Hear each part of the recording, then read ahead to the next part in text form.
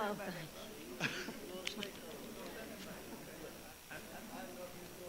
No, brother. No.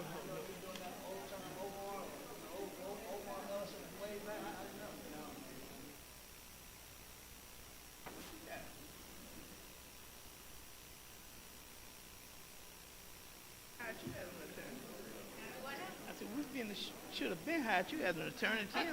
Good picture. He didn't tell me that. You may never bring us no tree. Dr. Forehand. What? You got him.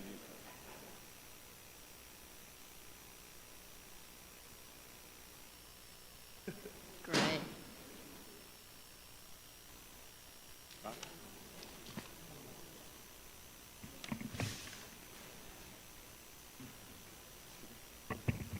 It's on you whenever you're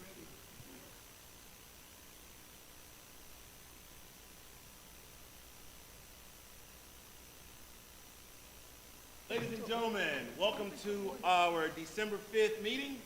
I have two fifth graders with me from Moreland Road Elementary today, and we have our Student Council President, Miss Emily Lee. Let's give her a hand. And we have our Madam Vice President, Destiny Bass. Let's give her a hand. Our meeting will be called to order by Madam President Emily Lee. The order is now open. All right. Leader Holmes. Yes, sir. Why are we here today? We here to stand on business. All right, standing on business. All right, this time we will ask that you place your electronic communication devices on silent or either vibrate. At this time, our superintendent will give us our roll call. Chair, we'll start to the ladies on my right. Sue McDonald. Present.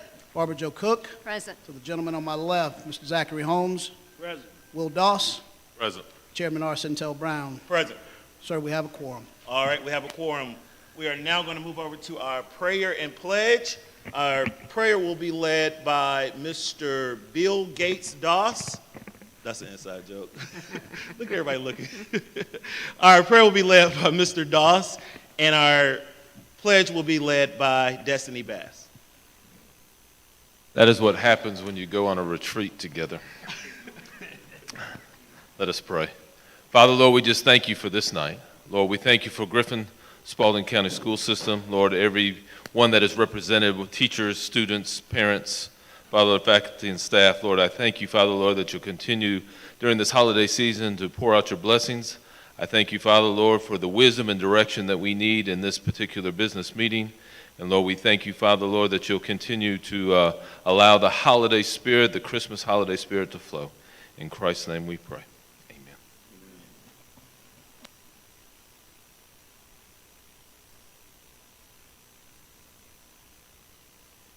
Please stand for the Pledge of Allegiance. I pledge allegiance to the flag of the United States of America and to the republic for which it stands, one nation, under God, indivisible, with liberty and justice for all. You may be seated. Let's give our scholars a wonderful round of applause.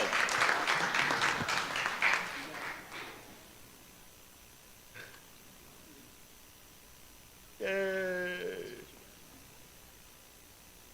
Let's give our scholars a wonderful round of applause for doing that. Especially with everybody present.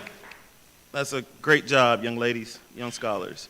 All right, now we are ready for the Griffin Spalding County Schools Spotlight, Moreland Road Elementary School. Let's give it up for Moreland Road Elementary School.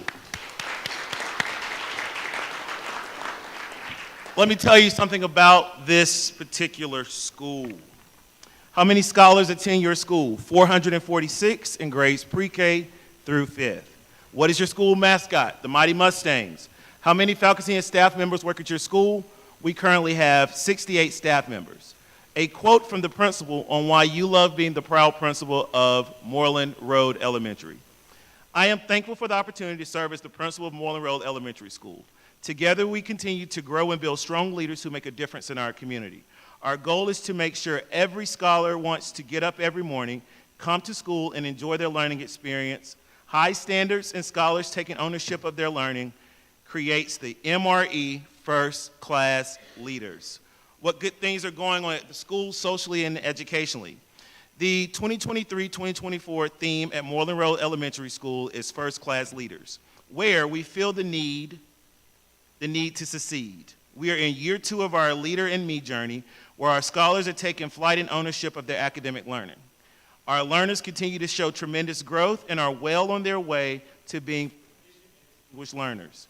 Our mission is to proactively engage our scholars, parents, and community in the great work of building leaders by beginning with the end in mind, where all of our scholars graduate college and career ready. We begin every day with the student-led announcements featuring our Leader in Me habit. We continue to celebrate school attendance, and we're striving 95% attendance each day.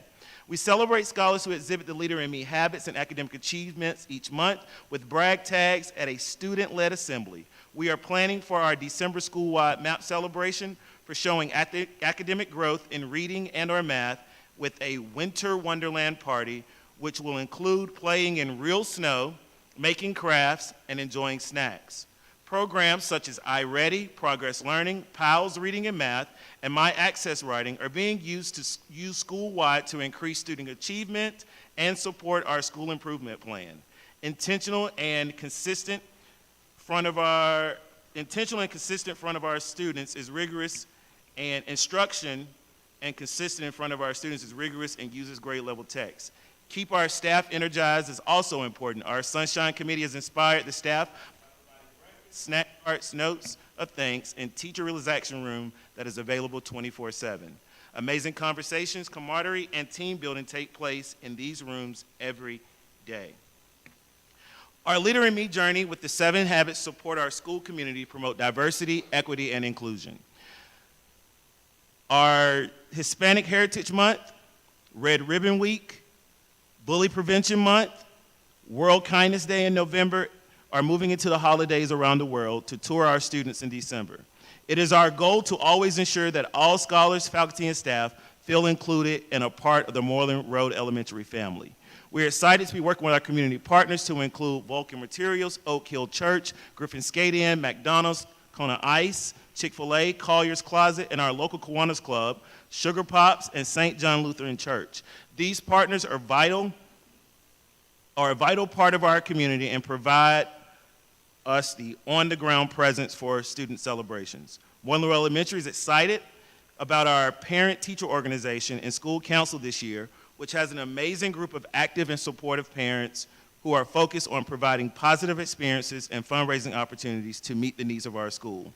Our fall festival was a huge success, and we are gearing up for our movie night with The Grinch.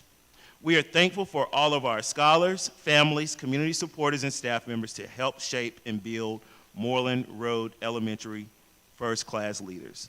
Ladies and gentlemen, boys and girls, children of all ages, let us welcome and celebrate Moreland Road Elementary as our December school spotlight. Come on up, ladies and gentlemen.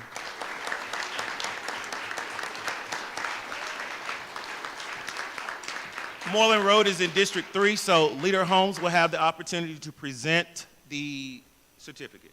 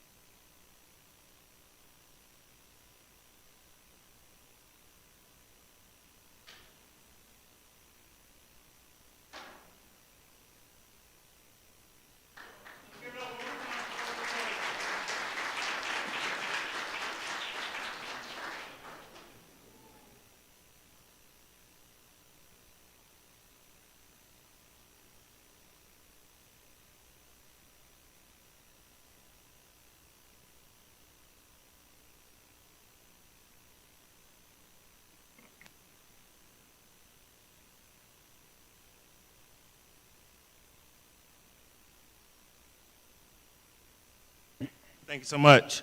All right, we're going to move on to item 4 of the agenda, Griffin Spalding County School System announcements. Vice Chair, Mr. Will Doss.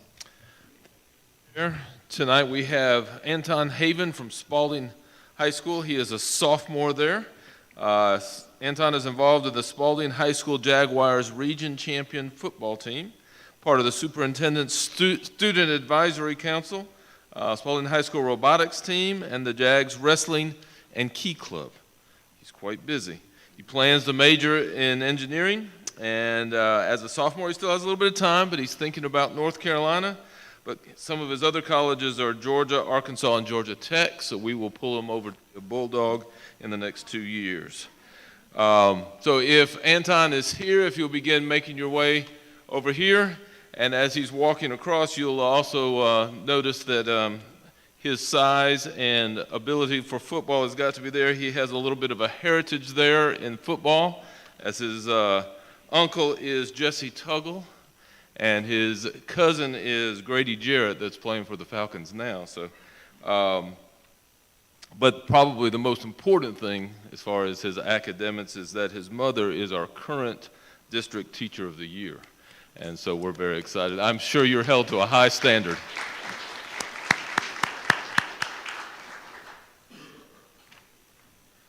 Chairman Brown, members of the board, and Superintendent Simmons. My name is Anton Haven, and I am a sophomore at Spalding High School. I would like to thank the Board of Education for involving scholars of the district in the policy and legislative process. The announcements for December 5th, 2023 Board of Education meeting are as follows. December 4th through December 8th, 2023 is National Inclusive Schools Week.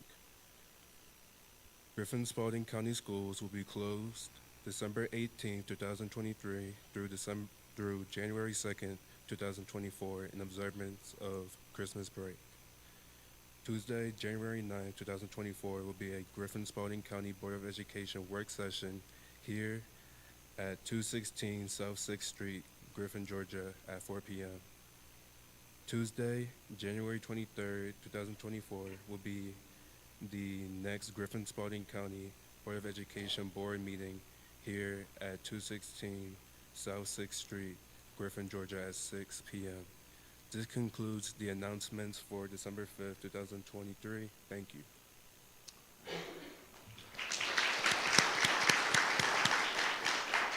We appreciate that. Thank you very much, Mr. Brown. That concludes our report.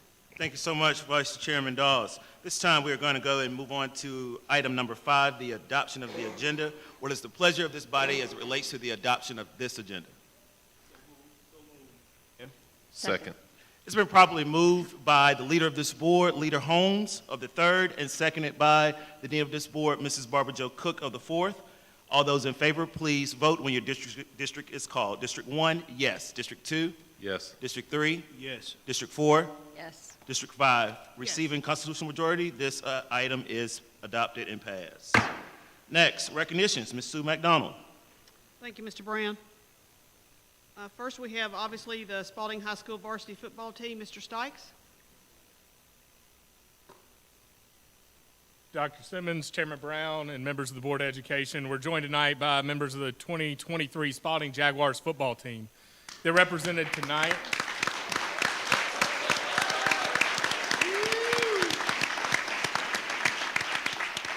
They're represented tonight by head coach Carl Kearney, athletic director and offensive coordinator Thomas Hoffman, and seniors Zai Barham, Kewan Davis, Tyquay Holland, Demarie Jordan, Dallas Marshall, Marion Marshall, Ty Smith, Jatori Talley, and sophomore Anton Haven. Tonight we're recognizing the Spalding Jags football team for their 2023 Region 2 Quad A Championship. Spalding defeated Perry High School on October 27th by a score of 31-22 to clinch the region title in a perfect 10-0 regular season. This is the Jaguars' first region championship since 2003. The region championship propelled the Jaguars to an overall season record of 12-1, matching the school record for wins and advancing to the state quarterfinals for the first time since 2016 and only the 3rd time in school history. Congratulations to the Spalding Jaguars football team on a great season. Yeah.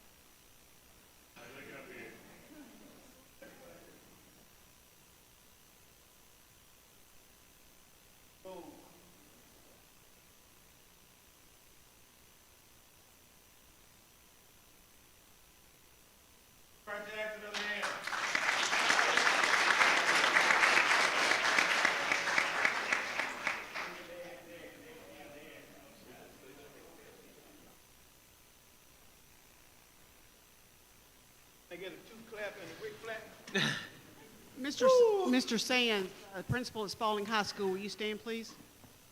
Just wanted to recognize you that you're here tonight to support your team, and we appreciate you being here. Thank you, fellas. Thank you.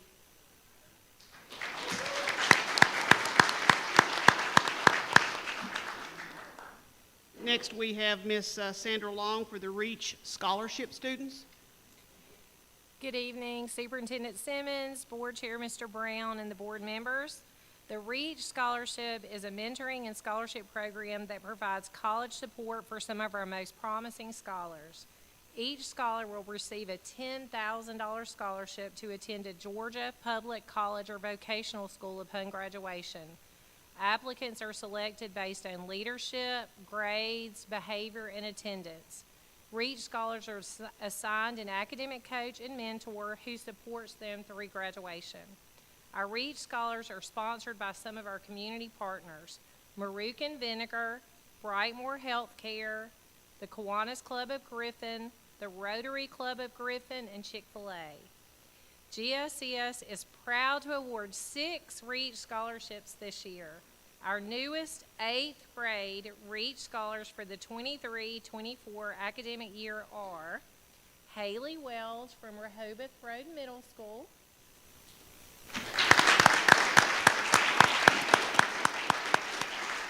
Elijah Gray from Carver Road Middle School,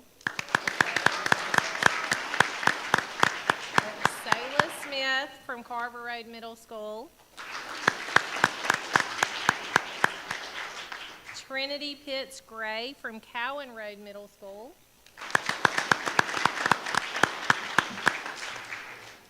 Jaden Leonard from Kennedy Road Middle School, and Madison Cutter from Kennedy Road Middle School.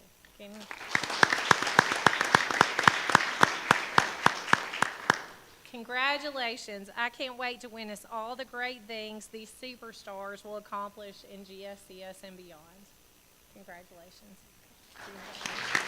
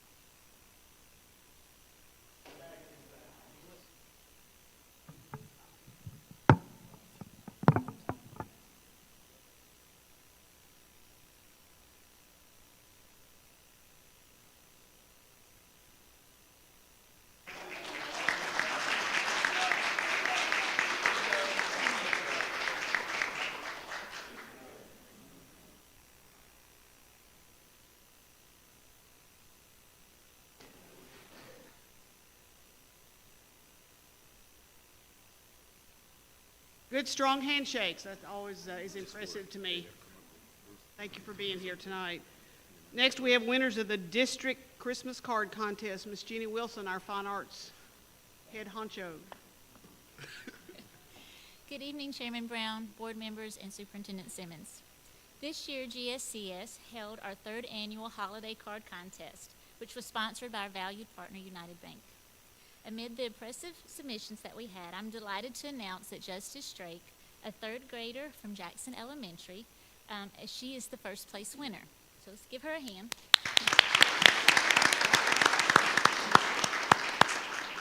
Justice's holiday card not only captured the essence of the season, but it also stood out for its creativity and charm. We extend our heartfelt congratulations to Justice for this well-deserved recognition. An special acknowledgement goes to Miss Leslie Potts, which is Justice's art teacher, who has been instrumental in nurturing Justice's artistic abilities. And additionally, Principal Robinson, thank you for fostering a supportive school environment for the arts. We are grateful to United Bank for their generous sponsorship of the contest. In recognition of the outstanding achievement, Justice has been awarded a prize of $250. Oh, wow. So congratulations. And as a side note, if you have a moment to go back and look at the artwork that's featured back here in the back, you will see several of those pieces around town on billboards. So Justice's work, along with some other students, their artwork is throughout Griffin. So I think that's a wonderful thing as well. So congratulations again, Justice.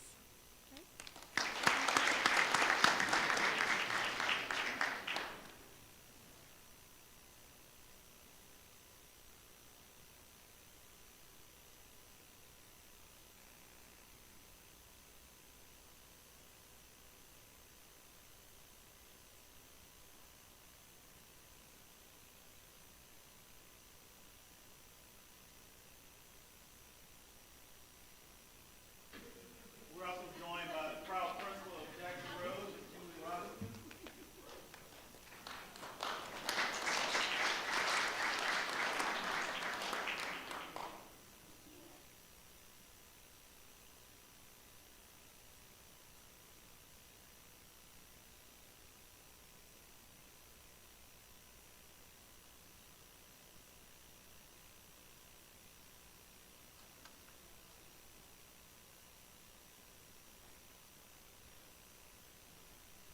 Give our scholars a round of applause.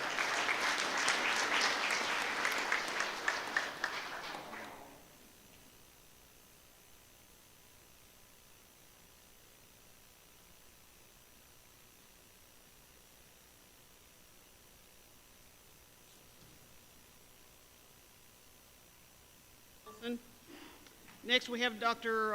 Donald Warren for the GSPRA Awards for the Communication Department. Good evening, board members, superintendent, and the public at large. Each year, the Georgia School Public Relations Association acknowledges school public relations professionals that have demonstrated exceptional communication skills by producing outstanding publications, photography, and electronic media. Publications are judged on a couple of things: design, skill, and meeting the overall PR goals and objectives. We're very proud to announce that our GSCS Communications Department received 5 Gold Awards of Excellence and 1 Best in Category award. A Gold Award of Excellence and Best in Category, which is the highest honor, was awarded for the district's quarterly e-newsletter, the GSCS Community Communicator.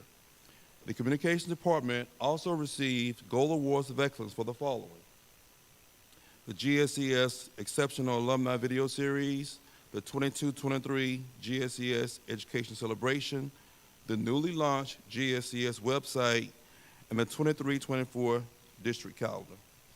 Winning 5 gold-level state awards plus 1 Best in Category is a great accomplishment for our Communication Department. They're doing a great job developing our distinct brand and telling our story. And I'm so pleased that the GSPRA saw the value of their work. I'm proud to announce Executive Director of Communication Partnerships, Mr. Adam Pugh, and our Digital Communication Specialist, Ms. Laura Bieber. I also want to acknowledge our videographer, Mr. Brian Miller, for his efforts in collaboration. Mr. Pugh and Ms. Bieber, please come forward.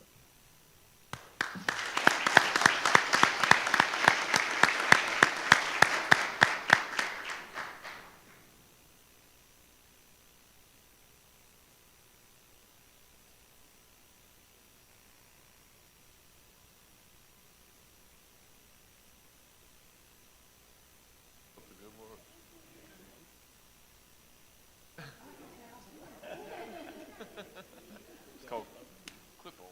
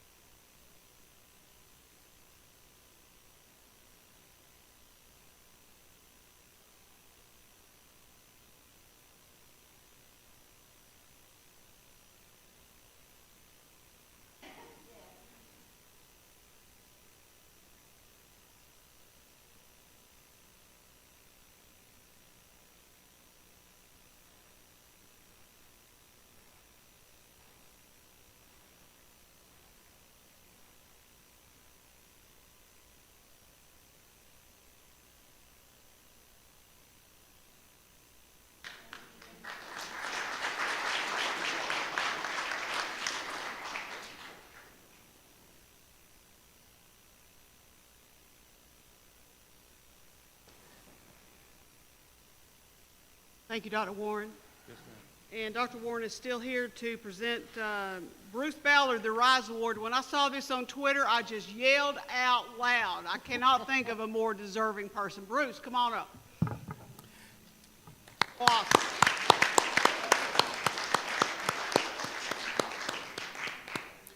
Awesome. Each year, the U.S. Department of Education awards the Rise Award, which stands for recognizing inspirational school employees, to a full or a part-time classified school employee who provides exemplary service in public education.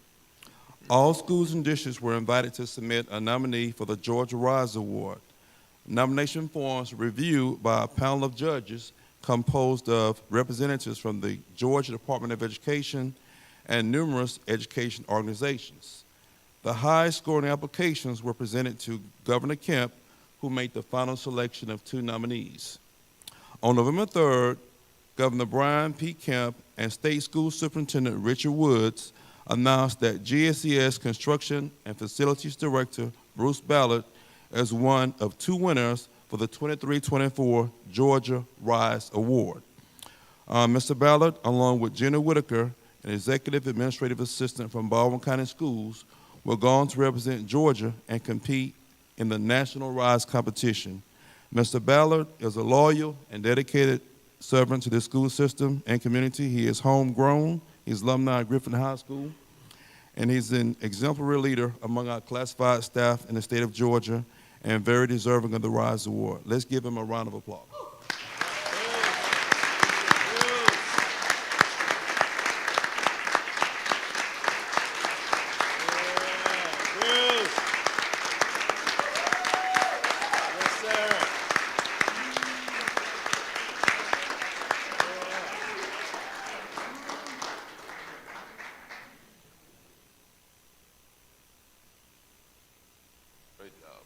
Congratulations, my man.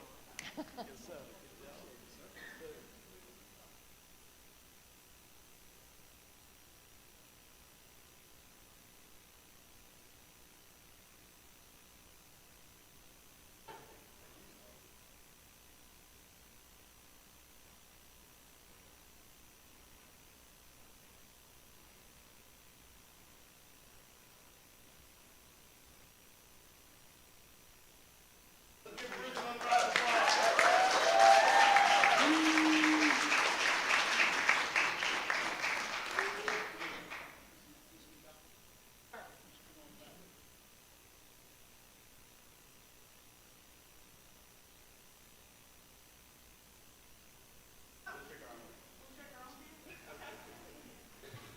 All right, it's my pleasure to recognize our Board of Education for their recent award.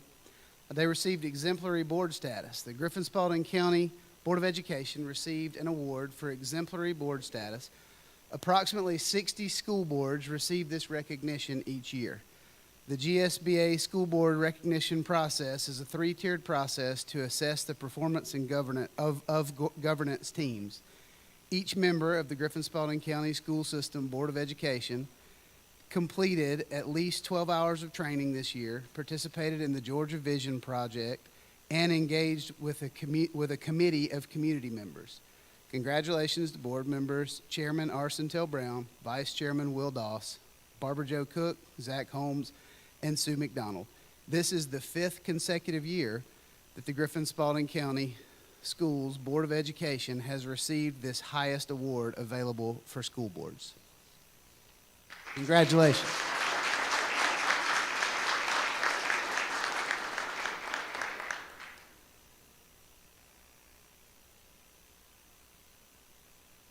Our committee this year was chaired by Ms. McDonald, so let's give them another round of applause.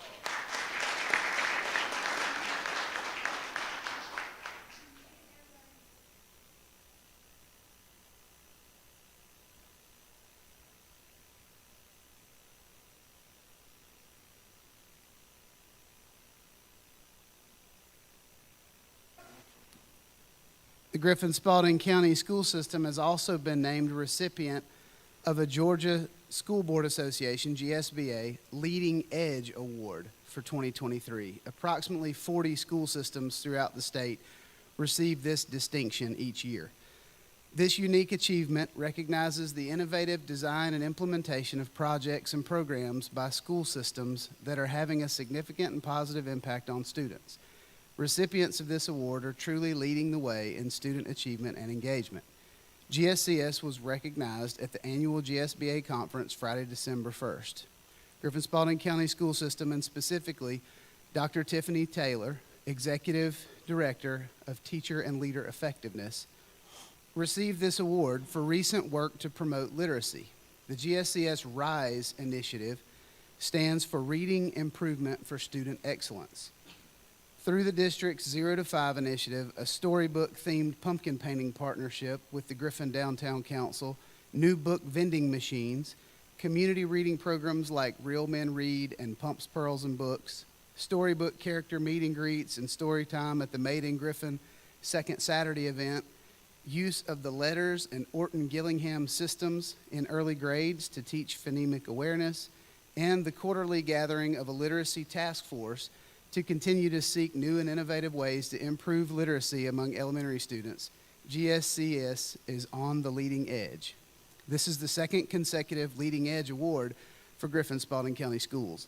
Last year was the first time GSCS had earned this award. The district earned the recognition last year for a community engagement program called Day One in the District, where 200 community members partnered with schools to welcome back students, staff, and parents. Congratulations again, Griffin Spalding County School System and Dr. Tiffany Taylor.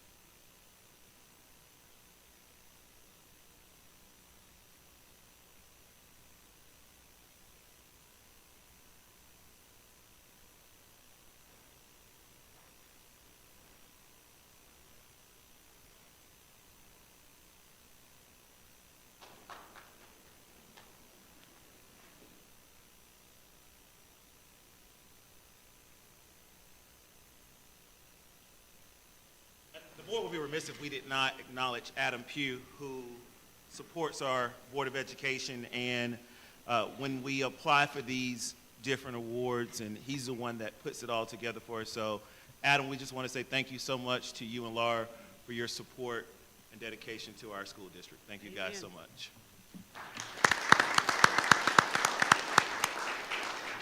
All right, that concludes our recognitions, Ms. McDonald.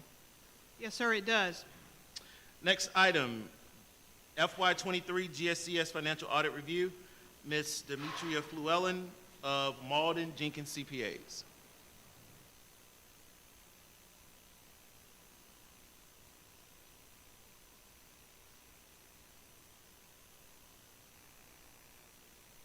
Good evening, everyone. Good evening. First and foremost, I would like to thank everyone. Thank you all for allowing me to come and present the FY23 audit for Griffin Spalding County School System.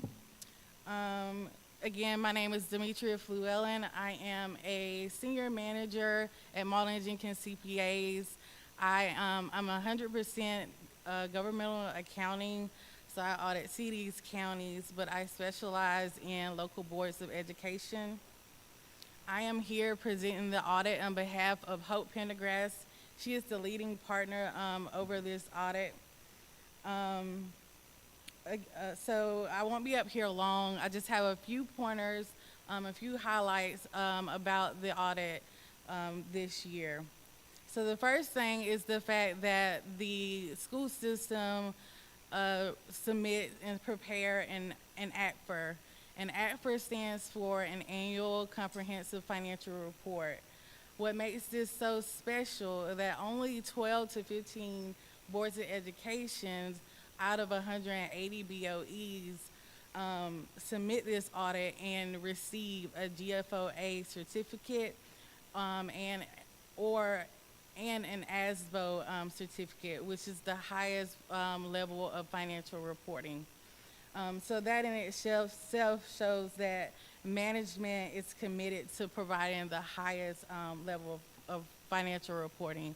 And I just want to take this moment to commend management of the finance department for going the extra mile to prepare the ACFR. The next thing I wanted to point out or discuss is the overall results of the audit. So we issue an unmodified opinion.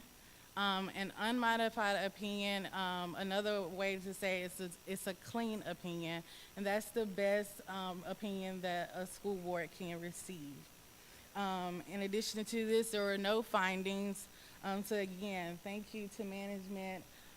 They did an outstanding job of making sure that we got all the information that we needed, all the support and documentation that we needed in a timely manner to support our conclusion of no findings and a clean opinion. Again, so the school district received over $750,000 in federal awards, and because of that, they have to have a single audit, which is a compliance report each year. This year, we had to test the Title I program and the ESSER program. The Title I program is a very complicated, complex program. There's a lot of audit requirements, compliance requirements that we have to test. But again, it was very clean, no findings in this area. And the next audit that we is that the state health benefit rates for the classified employees that is also is going up. And so that's another reason why it's good that you have a strong fund balance.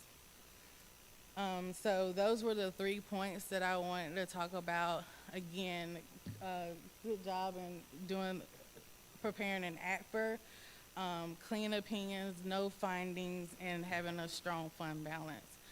I also have with me, sorry, I didn't mean to touch that, but I also have with me the ADNA, and Mr. Jones passed that out earlier.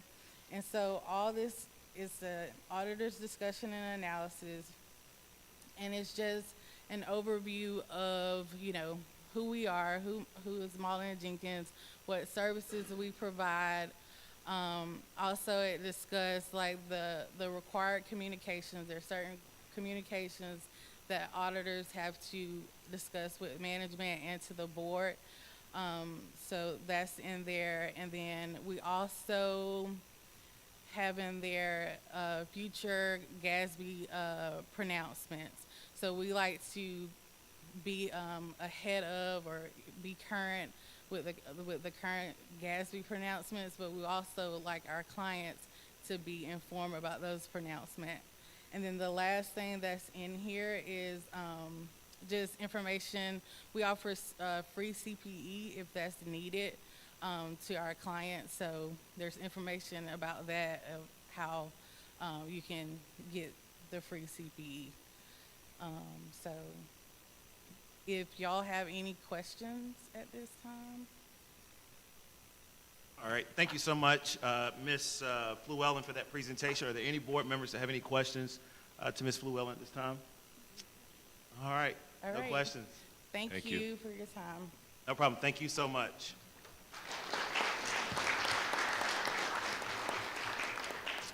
All right, moving on to our next item on the agenda, Talented and Gifted Services Update, Dr. Tiffany Taylor.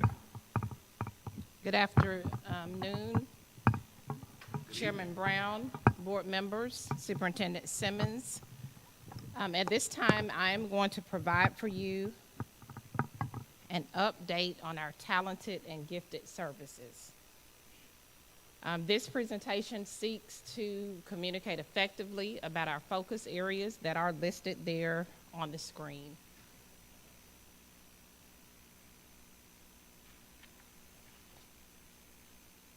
With that, we intend to further our vision of distinctive brand, strong leaders, great schools.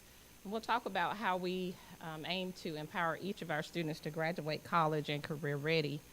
This presentation does touch on each of our goal areas, starting at the bottom with organizational and operational efficiency. We'll talk a little bit about high-performing staff, how we seek to engage our families and the community, and then finally how that will lead to increased student achievement. There are two objectives for the presentation this afternoon.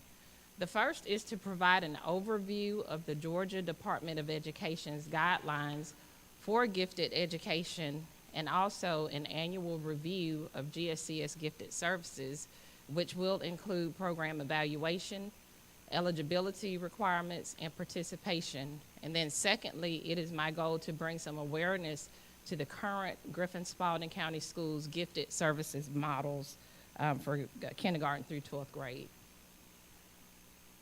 I would like to begin, and I have provided for your review the 2023-24 Georgia Department of Education Resource Manual for Gifted Education. This is something that you may find on the state website, but I have provided a link here for your review.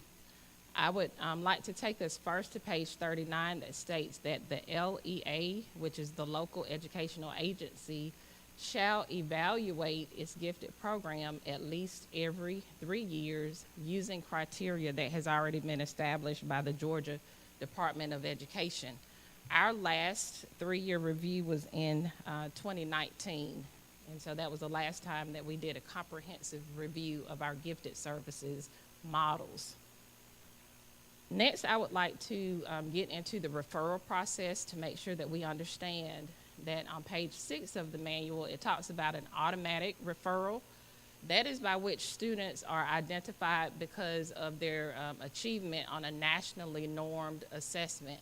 And so this is not a parent nor a student nor teacher coming forward requesting a referral, but because students already have proven academic achievement. The next is by structured observations. You'll have an opportunity in a moment. I'll get into what those are in particular. And then finally, as stated, reported referrals can be by a student, a parent, or a teacher, or someone else of interest that feels like a student has a gifted inclination. There are 4 criteria for gifted eligibility. Mental abilities are measures of cognitive ability, how a student processes information, solves problems, reasons, and conceptualizes. Achievement are measures of academic performance. Motivation are measures of goal-directed behaviors. And then finally, creativity, those are measures of creative thinking, fluency, innovation, and uniqueness. This next chart lays out for you the criteria in each of those areas. So at the top, you see that a student can qualify with one of the 2 following criteria at the top, but a student must meet both of those areas. So if a student is eligible from mental ability, they have to also be eligible for achievement. And we see the percentiles listed for mental ability as well as achievement. And so if a student is not eligible for those 2 areas, we can move to the bottom, and a student must meet 3 of those 4 areas that are listed. And then it is noted that the rating scale may be used for either creativity or motivation, but it may not be used for both. This is a list of assessments that are approved, not only at the state level, but these are the ones that we use in Griffin Spalding. You see those listed for each area: achievement, mental abilities, creativity, and motivation. I would like to point out to you that for creativity and motivation, the GRS, or the gifted rating scale, those are teacher checklists. The checklist may be used once. It may not be used for both creativity and motivation, but it may be used in one of those areas. On this slide, I would like to provide for you, because part of the program evaluation is to look at students who are tested and students who are actually qualified by gender, by ethnicity, and so you see on the screen, I know there's a lot of information there, but what I would like to point out to you that we do have 2 test administrations each year, and that we have increased the number of students as well as the numbers who have qualified in each subgroup and in each gender over the years. This is another slide that also shares for you the numbers of students who have been tested in blue versus the students who have qualified in the green. If you look at the bottom left, you'll see that in spring of 2020, we only tested 80 students, and of those 80, 32 qualified. You see in fall of 20, that number increased significantly. We tested 260 students that yielded 62 students who became eligible to receive gifted services. And you see every year since then, we have continued to test more students and to also qualify more students for gifted services in our district. This chart, I would like to take you back to the eligibility qualifications. And remember, we said that students would have to meet criteria of achievement in mental or any other combination in 3 areas. And so on the screen, you can see that the majority of our students in the district since 2020, if we look at the black bar, represented by 223 students since 220, have become eligible for services by way of their achievement and a combination also of mental abilities plus motivation. The next area by which our students are mainly qualifying is in the first area, a combination of achievement, creativity, and mental ability, with a total of 144 students since 2020. Next, you see the lowest 2 areas in terms of by which our students qualify. That is 13 students with a combination of achievement, creativity, and motivation, and then 15 students with creativity, mental ability, and motivation, leaving the last one of, on average, about 11 students per year are qualifying with achievement and mental ability as a combination. This slide shares for you the trends. The top line is a trend line of our enrollment as a district, and so you could see that in the 2020 school year, our overall student enrollment was 10,207, and if you follow that line to 2024, the enrollment overall is 9,371. So while we may look at the trend line for our gifted enrollment and say that it has decreased, that is relative with the decline in overall student attendance, student enrollment, not attendance. Now I'll share with you the enrollment by grade bands. So for elementary, at this time, and this is a more current slide than the number you'll see later on in my slide, there are 352 students in total who are enrolled in grades kindergarten through 5th grade who are qualifying for gifted services. And you can see that there is a variation amongst our elementary schools. I would like to highlight that Crescent Elementary has the most students being served for gifted services with 73. That is followed by Futural Road. And then the school that has the least number of scholars served in gifted services is Atkinson with 10 students and Ann Street with 13. This is our middle school gifted enrollment. Presently, we have 207 students overall in all of our 4 middle schools. Right now, Rehoboth Road Middle School has 93 gifted eligible students. Carver Road Middle School is the next highest with 53. And then we have Cowan and Kennedy with about the same number of students, which is between 30 and 31 students. We continue to serve students in high school who are gifted eligible. We have 270 students in our district, and those numbers are split almost respectively between Griffin and Spalding, with 131 being served at Griffin High School and 136 students being served at Spalding High School. And we do have 3 scholars at A.Z. Kelsey Academy who are qualified for gifted. Next, I will share with you what are the state-approved service models for gifted education. At the top, you have direct services, and at the bottom, you have indirect. As far as direct, you could serve students in a resource model. That is where they are only served with their gifted peers. Advanced content speaks for itself, and advanced content classes are listed on the screen, such as advanced placement courses, international baccalaureate, Cambridge courses. And then finally, you can do cluster grouping, is where there are between 6 and 8 students in a classroom who are gifted being served along with other students. That is the cluster model. This is not to say these are the models that we use in Griffin, but these are the state-approved models. And then at the bottom, you see the collaborative, direct study, community service, and innovative models. Now I would like to move into how we serve our scholars here in Griffin Spalding compared to how districts in our RESA serve their students.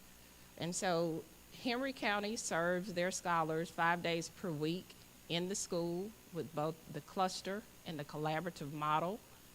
Butts, Fayette, Newton, and Pike, they serve their students 5 days with a resource and a cluster combination. Upson does resource 5 days per week. All of these are at the home school. Griffin Spalding serves their students 1 day per week at an off-site center that we know as Program Challenge. And then Lamar County does resource, but with advanced content 5 days per week. We did want to look outside of our RESA district because we were looking for other districts who were serving scholars similar to how we're serving in Griffin Spalding. And so we looked to Rockdale, Meriwether, and Monroe. And what we learned from our research is that Rockdale did serve students. In fact, their gifted center was called Program Challenge. And so they were busing their students to an off-site model.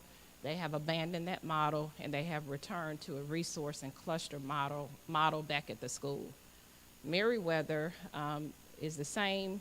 They abandoned their model in 2013 and have begun the cluster.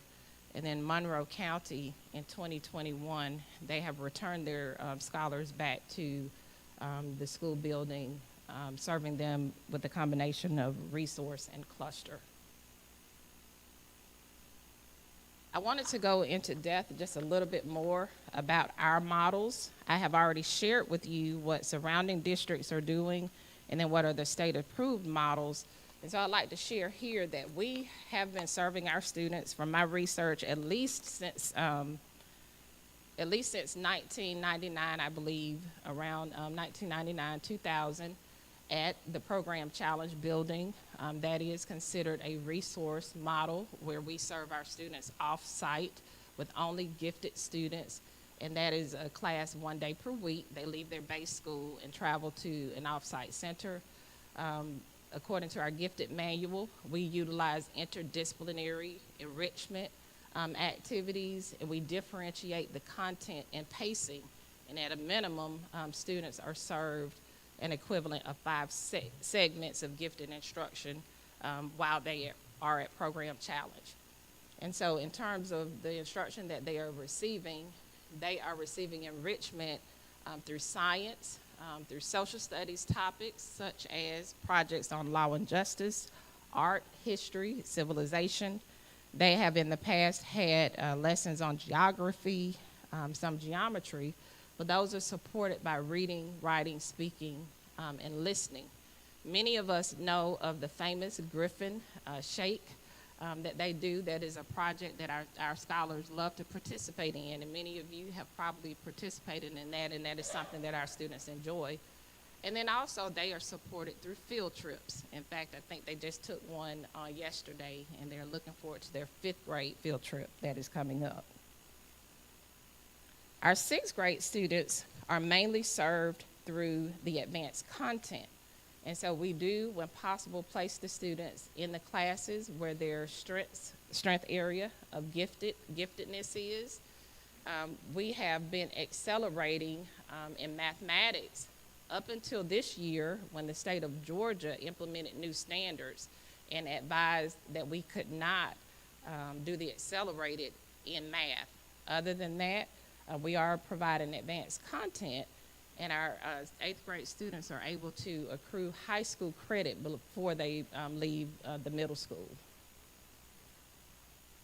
As for our high school students are able to continue to take advanced content classes, which they look very similar to what the students take in middle school, but then they also benefit from advanced placement, the Move On When Ready program that we'll talk about a little bit in a moment, that is dual enrollment. And then we also continue to differentiate by content and by pace at the high school. I wanted to lean in just a little bit more on dual enrollment and advanced placement to make sure that everyone in the audience has an understanding. And so dual enrollment, those are courses that are taken either at the Griffin Region College and Career Academy, and primarily students are taking college classes either with Gordon or with Southern Crescent. So on the left, you see in the orange, you see the numbers of students who have taken advantage of dual enrollment. Looking at these charts, you would think that there has been a drop in the participation, but there was a change in the rule from the state of Georgia. They put a 30 credit hour cap on the number of courses that a student can take, and I see a couple of parents shaking their head because we benefit from dual enrollment because that is your student's first scholarship. If they pass those are courses they do not have to take when they attend college. On the right-hand side, you see advanced placement. Advanced placement classes are 2 college credit classes. The difference is they are taught by high school teachers who are trained and certified to teach advanced placement. And students have to take the advanced placement exam that does cost, and we do offset some of that cost. And the students have to score at least a 3 on that assessment before they get that credit.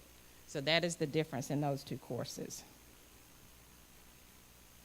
The next point that I would like to bring forward as we look at our annual review of our gifted services is that we are required to have a policy for continuation.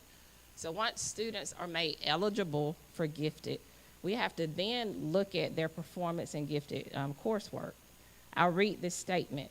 Student performance in the gifted program will be evaluated annually and the conclusion of each grading period by the local school's gifted education program teachers.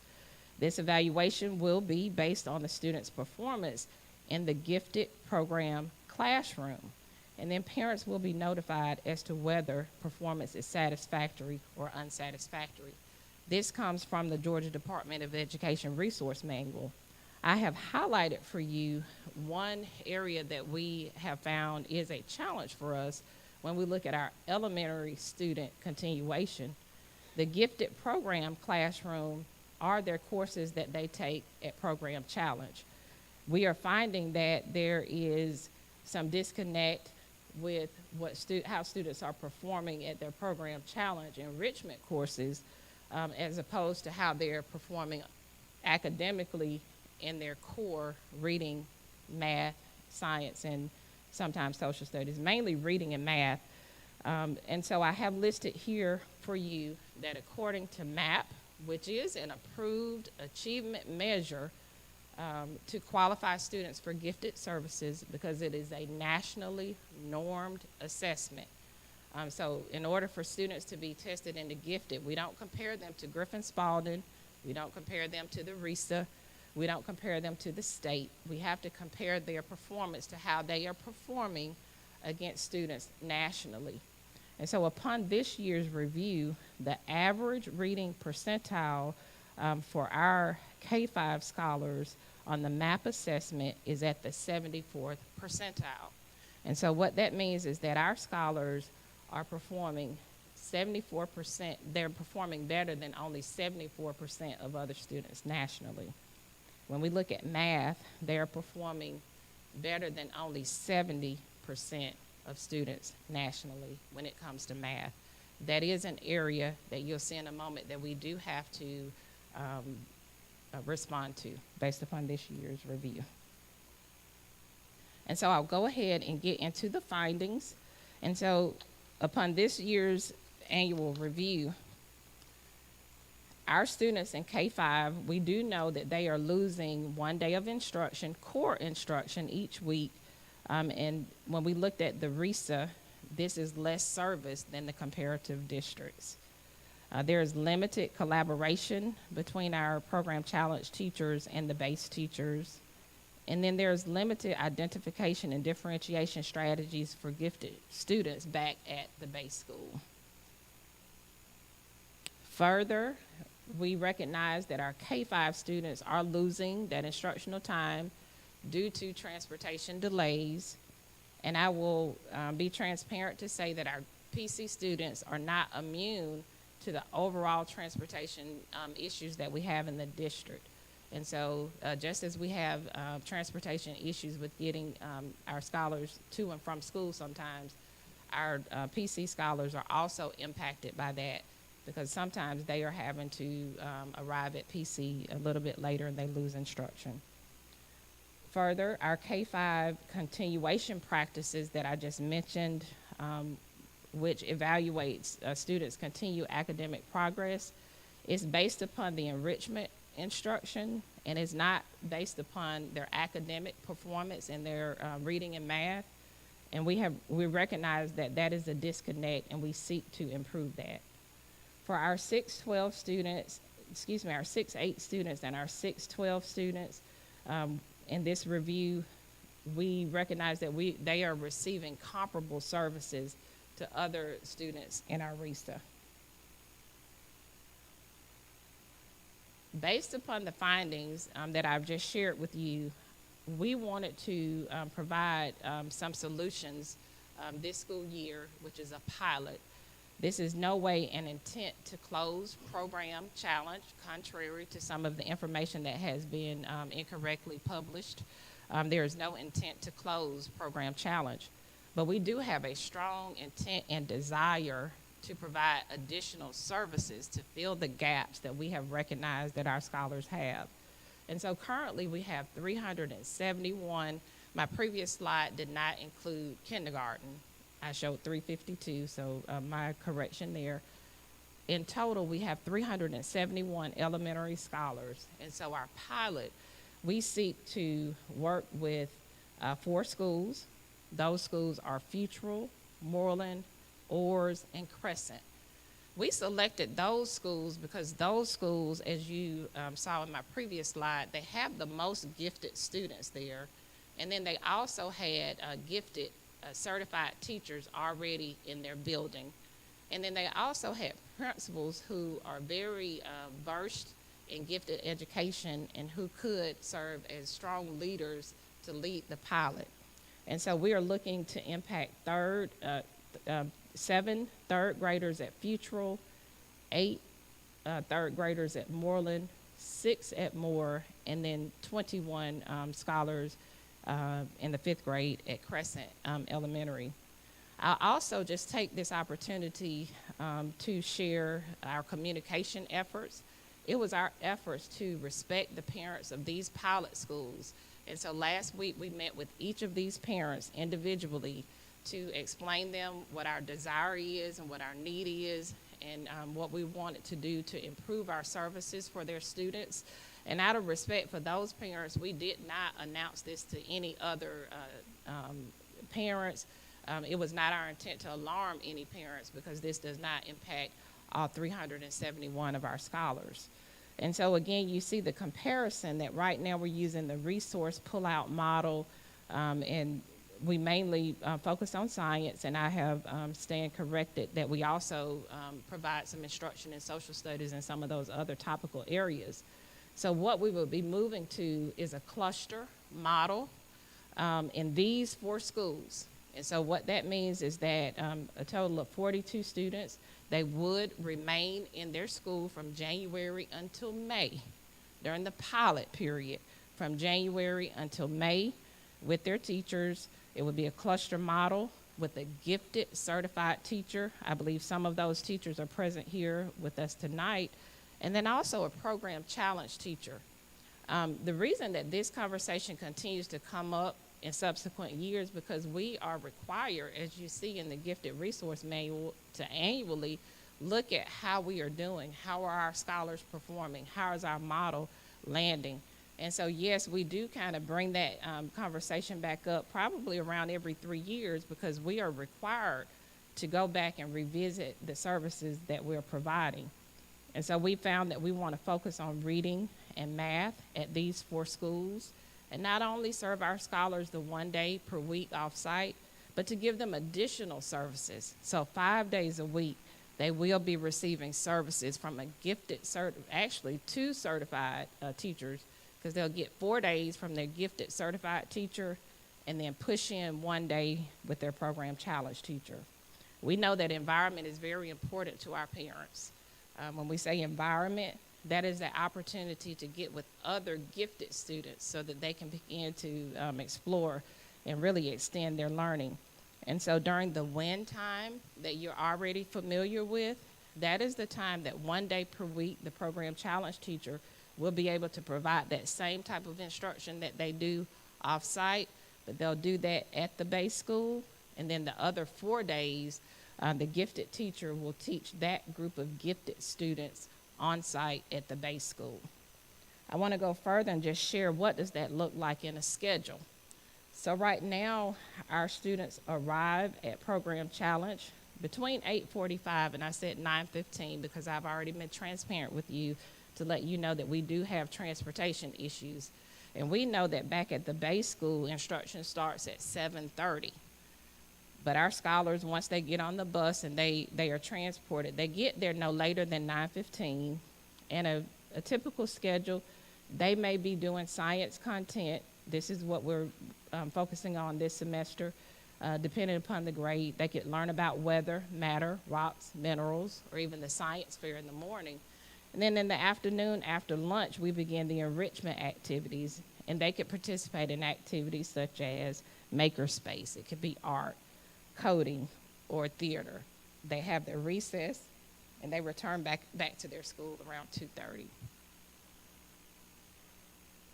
For the pilot, what will that look like? So for 3rd grade students, when they attend their win time, that is synonymous to what you see in the PM, that enrichment time. They'll get 45 minutes of that per day. They'll get their specials. They'll get gifted services in English language arts. They will get their social emotional learning instruction, lunch. They'll get math instruction, and then the rest of the day is similar to what they're receiving at this time. And so for 5th grade, this is for Crescent students because those students are going to primarily be served in math. They'll get, not in math, in language arts. They'll get their gifted instruction and grouping during the instructional focus or win time, and then they'll get their gifted services through English language arts. But what I tell you is that these teachers, the students are self-contained, and so they will be with that gifted the gifted students will be with the gifted endorsed teacher. And we are looking during this pilot to really reintroduce ourselves back at the base school of serving gifted students. We have not done that since 1999. Just a little bit more about the pilot program. It seeks to increase the service in the achievement areas. And so that's for the English language arts reading and math to 5 days per week. We seek to maximize instructional time and decrease the loss of instruction due to transportation. And then obviously the missing instruction. And what I mean by that is our scholars, when they do leave their base school on whatever day that is, it really impacts all of our scholars because the teacher has to really use that as a day of review so as to not get the program challenge students behind. And so we really use that day as a day of review with the rest of the scholars. And so by allowing our scholars to stay back at the base school, they will be able to just continue with instruction and not have to use that for review. Nor will they have to remember what they did 5 days ago off-site.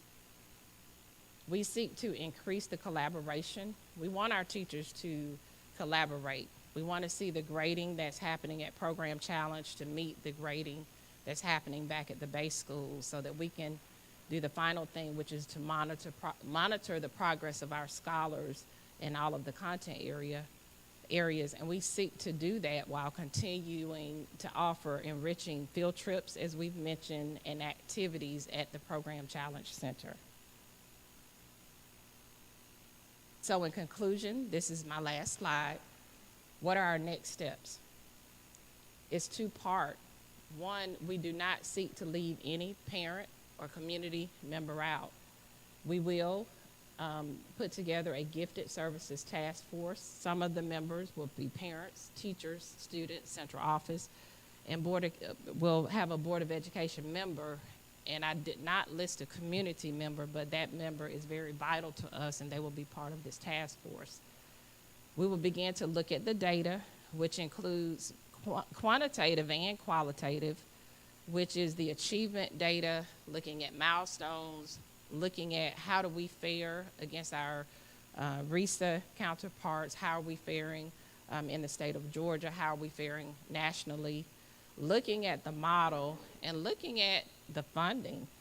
And if this model is really giving us the return on investment, and then we will identify additional service models. What we do know is that our principals are postured. We have 11 elementary schools. We know we have 4 middle. The elementary and the middle school principals, they are ready to provide your students more services than what we currently offer. And then the parents of the pilot program, we will get back together. So we won't initiate this pilot and then leave it there. We plan to solicit your input, review the findings, and then come back together pretty frequently to see how are we doing and what more do we want to do for our students.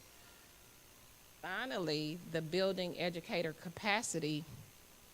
So this goes back to the idea that Program Challenge is closing, and to debunk that myth. We have not served our elementary scholars in their base building since 1999 approximately. When we abandoned that, we abandoned getting our teachers gifted endorsed.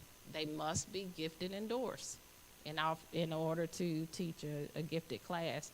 We are not postured to offer all 350, 370 students gifted services in their base school. That is not our intent.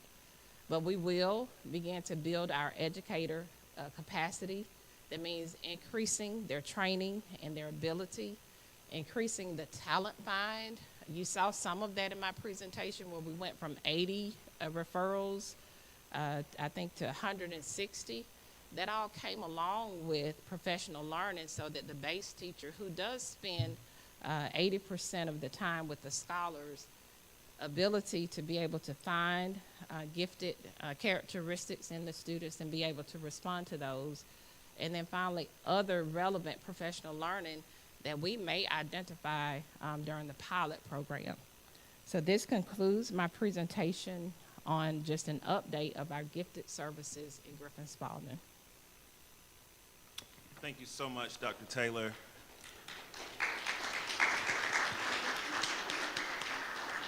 Definitely know that a lot of time and energy and resources and talent has gone into making this presentation. And so at this time, I want to open up and see if there's any questions from members of this body who would like to ask questions. We'll start with Ms. McDonough the fifth. I would like to hear parent comments first, if that's okay. Unfortunately, that means we would have to amend the agenda to do that, and that moment has passed when we adopted the agenda. Okay, so I can go. All right. Thank you, sir. No problem. Thank you, Dr. Taylor, for that Yes, ma'am. rather extensive presentation, and I appreciate you fixing that slide. And Dr. Simmons, thank you for fixing that slide that just said science. Absolutely. I have a concern, but please just let me get through this. It won't take long, but I just want to express how I feel. Last week, we attended the GSBA Winter Conference. Friday, we were delighted to witness a Q&A with the Student Advisory Council of GSBA. These students were impressive, to say the least. I watched their session again to take notes about their wishes for public education and school boards. The takeaways were, listen to the stakeholders, build relationships to better understand perspectives, prioritize the educational experience for students, be cognizant of their mental health. They are relying on us to make good decisions. They are more than just a test score. And the last gentleman that spoke, I believe he was a senior in the northern part of the state. He just said, be genuine. We then were delighted to hear Christy Todd, the Georgia Teacher of the Year, which spoke to our group. She's a teacher in Fayette County and just as impressive as the Student Advisory Council.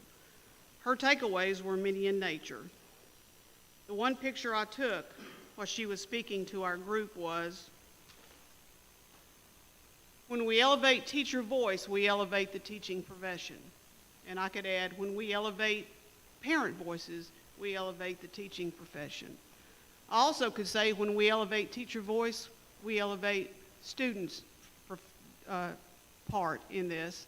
And then when we elevate employee voice, we elevate the teaching profession. Then I'm reminded of Dr. Saltz's Gifted Model Review Committee final report dated June 2019, when he had 18 people on a committee that you referenced. That was the last time this has been reviewed.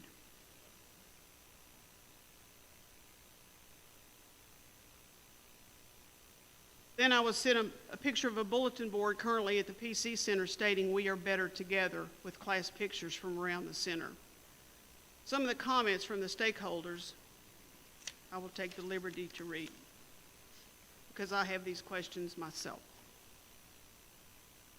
Gifted students can benefit from being with a classroom of students whose brains think like theirs, where they are accepted for learning differently, and where they have a safe place to be themselves with peers. How will these needs be met with the cluster model? Uniting 11 elementary schools at Program Challenge allows for resources and materials to be equitable among all students across all schools. How will this be equitable between the 11 schools when each school has a different number of gifted students? Imagine a student from one of the chosen schools' grade levels qualifies for gifted services in the current round of gifted testing. If that student is not already in the homeroom at the regular school that will pilot the cluster program, will that student be required to change homerooms at this point in the school year? What will happen to the Program Challenge teachers and staff if this cluster model continues to roll out? When looking at the gifted resource models online that Georgia uses, the cluster model only utilizes the classroom teachers from the regular school for all in-class gifted service hours. And lastly, how can this pilot cluster model program be implemented with fidelity with such a short planning time?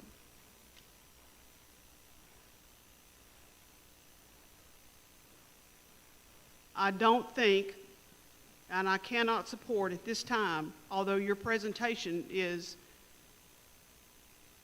spot on, I get all that. I don't understand why we did not include teachers, parents, students, and employees to even get to the pilot program.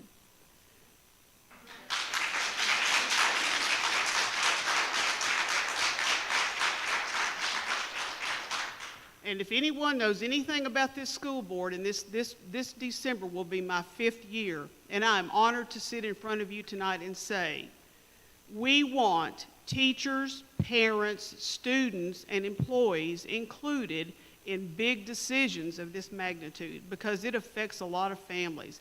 It affects a lot of teachers. I cannot support and will not support this as presented, because I don't think a January rollout is even possible to do it well. I spoke with Dr. Simmons when we were at GSBA in Atlanta last week. I feel like I'm on the bullet train, and I don't want to be on the bullet train, because when we introduce this, I want it to be absolutely perfect for our stakeholders: students, parents, kids, and employees, or teachers, students, parents. You know what I'm saying. In closing, I will leave you with this thought. Without trust, we don't truly collaborate. We merely coordinate, or at best, cooperate. And let me say that again. Without trust, we don't truly collaborate. We merely coordinate, or at best, cooperate. I am not in favor of rolling out in January. We go on break in how many days, Mr. McGavin? 9?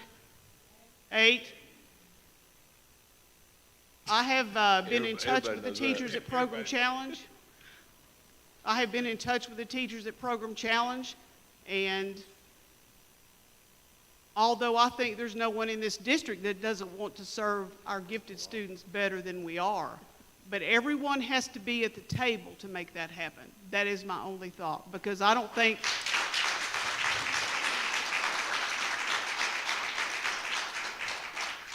I'm all for a pilot, I'm all for doing this, but I can't do it in January. Thank you.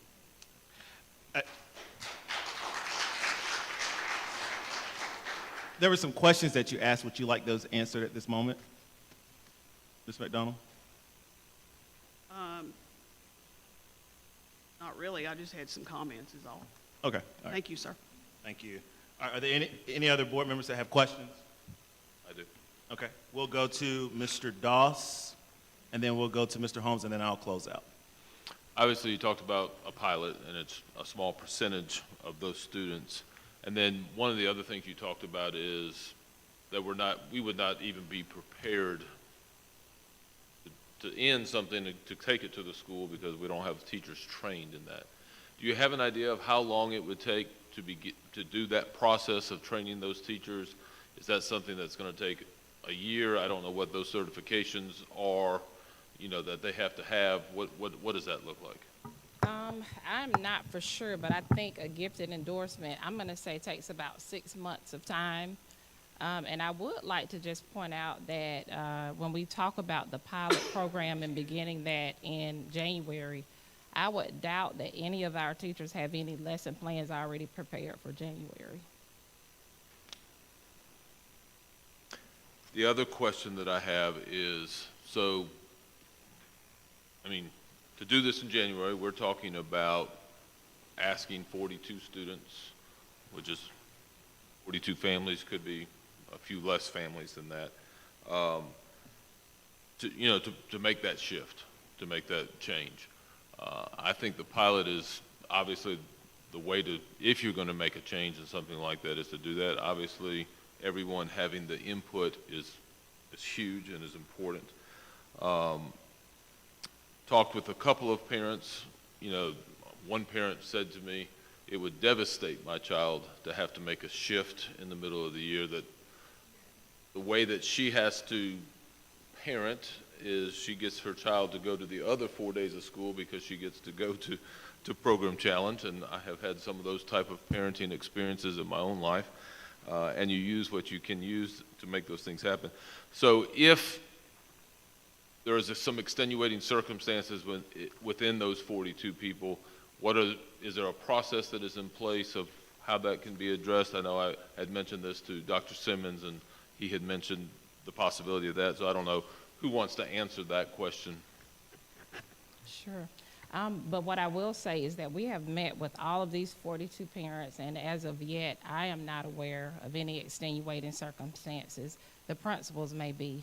However, I've been talking to them almost daily about this, and I will just also remind us that these students are in their school 80% of the time, so we're not moving them from their base school. This is a place where they are very familiar with those teachers 80% of the time. And so is one of the teachers that they have been having at Program Challenge going to be the teacher that they get to see at least one day a week at the school? They just see them in a different place. I think that answers all of my questions at this time. All right. Thank you, Dr. Taylor, for the presentation. And thank you to the parents that are here to get the information so that you guys can go back and relay it to your scholars. Just wanted to go back to your slide.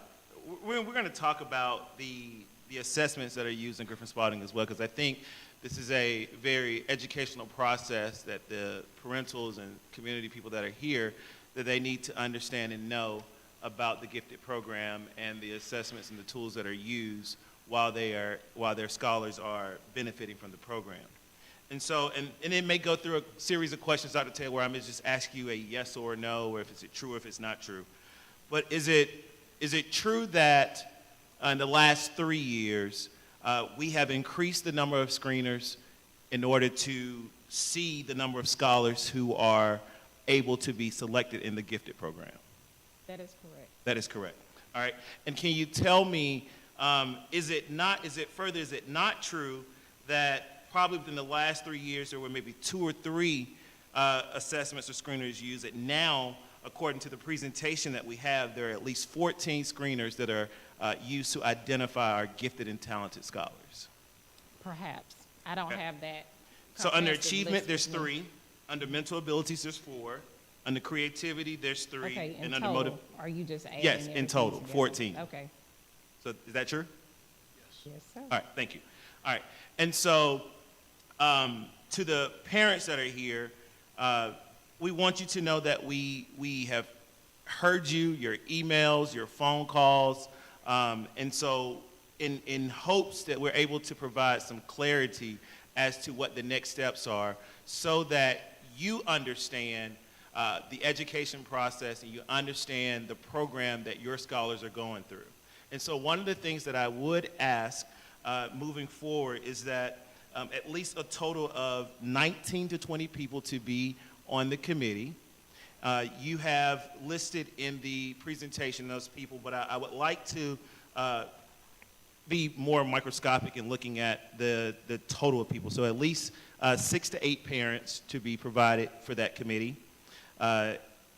And for that, at least 4 scholars, 4 to 6 scholars, at least 2 for elementary school, 2 for middle school, 2 for high school. We need definitely some administrators. I would love for a sitting principal to serve on that committee, as that they are the building instructional leaders that are able to understand what is happening instructionally, since we're doing the pilot program. And then, so a principal and an assistant principal, central office staff, and instead of 1 Board of Education member, ask for there to be 2 Board of Education members that are on that committee.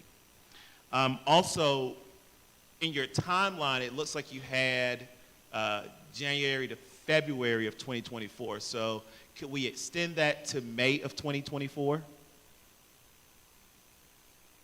Yes. All right, thank you. Extending that to May of 2024. And also a general education teacher to be on that committee, as well as instructional technology. And also seeing maybe content coordinators as well that may have that gifted experience to serve on the committee as well. At the end of the day, what we're looking for in this school district is to ensure that we have scholars that are performing in levels 3 and 4. We talk about being proficient and distinguished leaders, and at the current model that we're using, it definitely needs some work. It needs some help. And so we are going to get there, but we are going to get there with everybody helping us and giving us that feedback along the way. We're going to make sure that parents and scholars are updated monthly to ensure so that they understand what is going on with Program Challenge and how the pilot program is going, and then also using data to actually make that determination of how we're going to move forward and what we're going to do.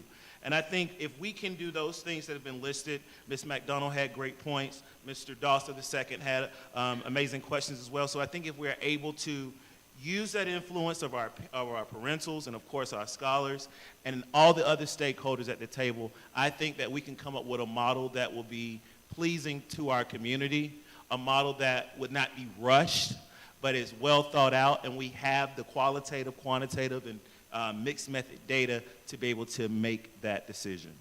And that's all I have to say as it relates to our program challenge. Any other comments from members of the board? All right, thank you so much. Thank you.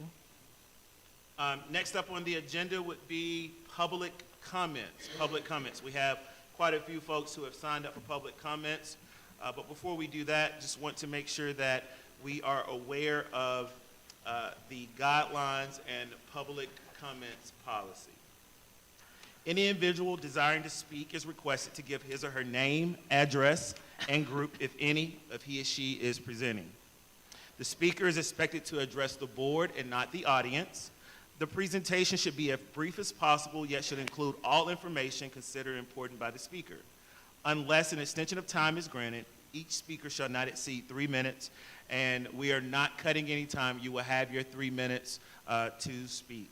Questions, suggestions, proposals, and criticisms which have been presented verbally should also be submitted in practical and writing and should be signed by the individual or spokesperson to the group appearing before the board.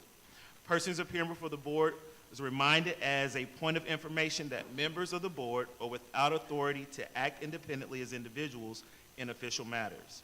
No profane or vulgar language or personal abuse against any person will be permitted. And lastly, the board vests in its chairperson or any other presiding officer authority to terminate remarks of any individual who does not adhere to the above protocols. So our first speaker who's going to talk about Program Challenge is Jessica Valoren.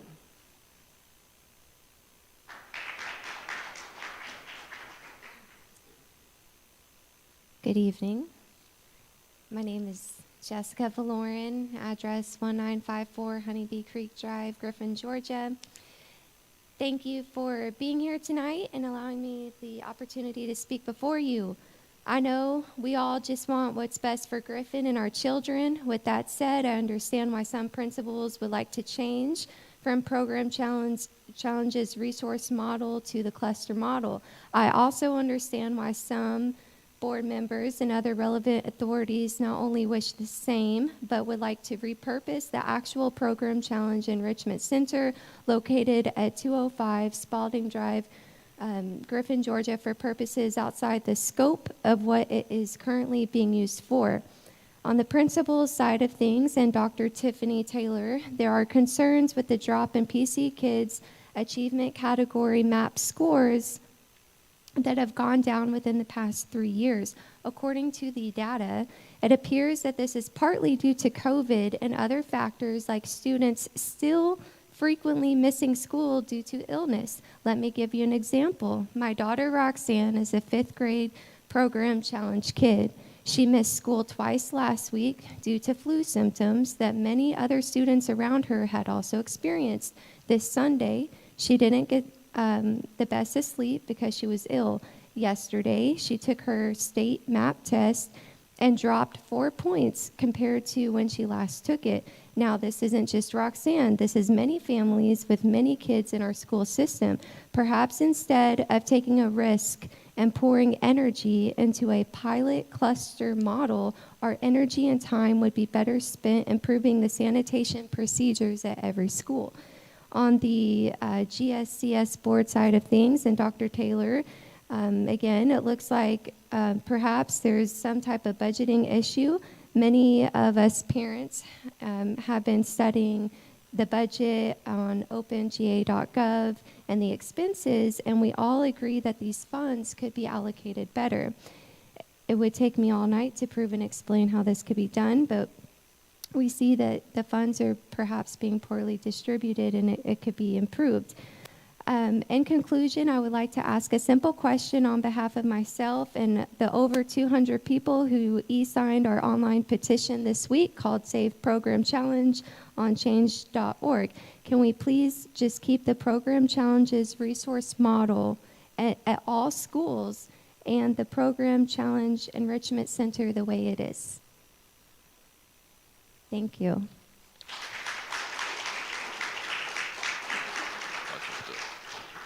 Thank you so much, Ms. Jessica, for coming up and speaking on behalf of your scholar. Next up, we'll have Maggie Baker.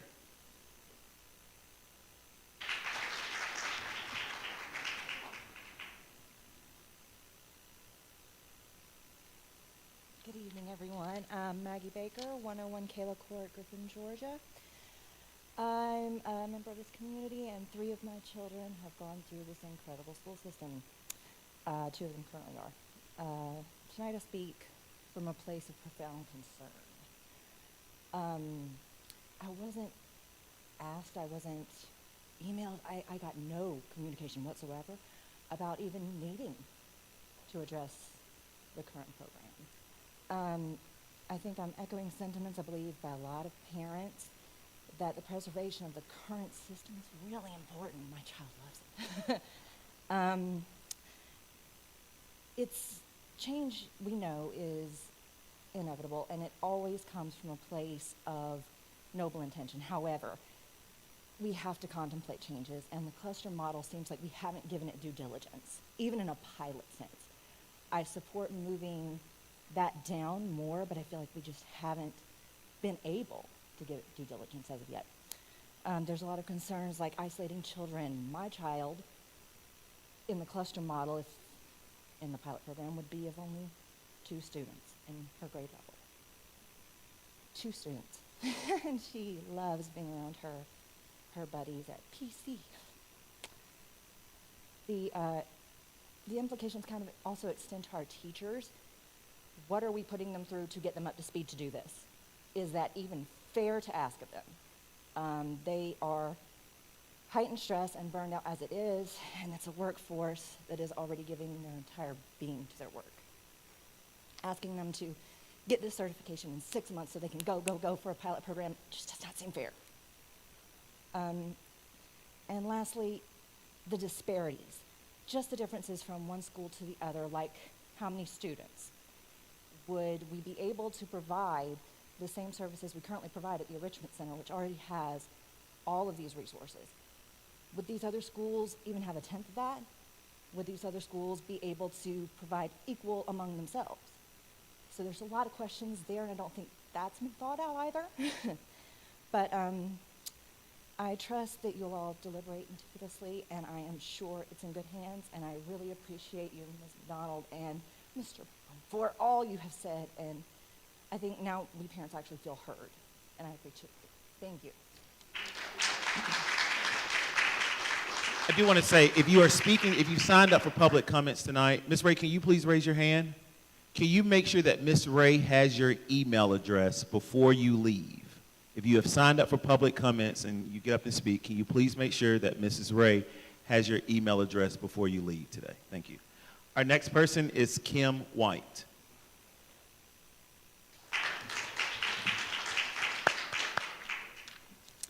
Good evening. I am Kim White of 1807 Maple Drive in Griffin. I am the mother of PC students at Crescent. My 5th grader, Shelby, was a top 6 finalist in the Great Griffin Shake last year. My son, Harrison, has top MAP scores but struggles socially a lot. Last week at Crescent, we were told about the program for 5th graders. I am willing to try this as long as there's a lessons learned meeting at the end of the year, and I'm hopeful for our older students. I am, however, concerned about possible future changes for younger students, in particular the kindergarten through 3rd graders. Students like my 3rd grader who are twice exceptional. This means they are both gifted and they have a disability such as autism, ADHD, or dyslexia. For my son, PC, as it is now, is life-changing for him. In the younger years through 3rd grade, the students remain in the Enrichment Center building in order to build a foundation for their learning, and there's 3 reasons I'd like this. 1, it would allow enough win time for their IEP or their 504 interventions. It would give the children an alternate school schedule and atmosphere where they feel more engaged, and then it exposes the children to more like-minded peers. To elaborate, first, the IEP interventions made in kindergarten through 3rd grade up to about age 9 are most effective and are critical. For many students, this is during their win time, and in the pilots, the win time would be filled with PC time. So now these twice exceptional students will get reduced IEP services and reduced gifted services. My son has autism or Asperger's and ADHD, and he's only able to function in public school today due to PC and the win time interventions he's been given for the last 2.5 years. I want to ensure that in the future, children like him are able to have the win time and interventions that they need so they can exceed as my son has. Second, many gifted children are very bored in general ed, especially in kindergarten through 3rd, where they have quickly mastered basic skills. Gifted kids with ADHD struggled much more with boredom, and so they can quickly learn to hate school. We have to help them build a foundation of positive experiences at school so that they can live up to their potential.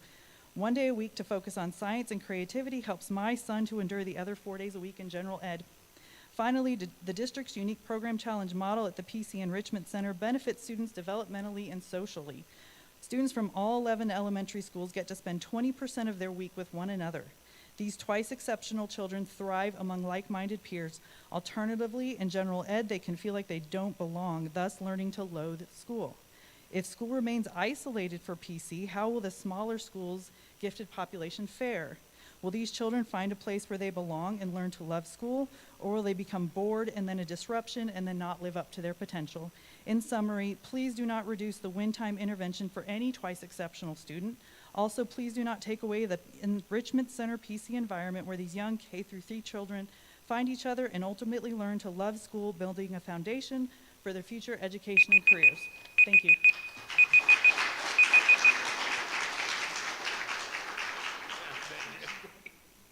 Our next speaker is Wendy Greenway.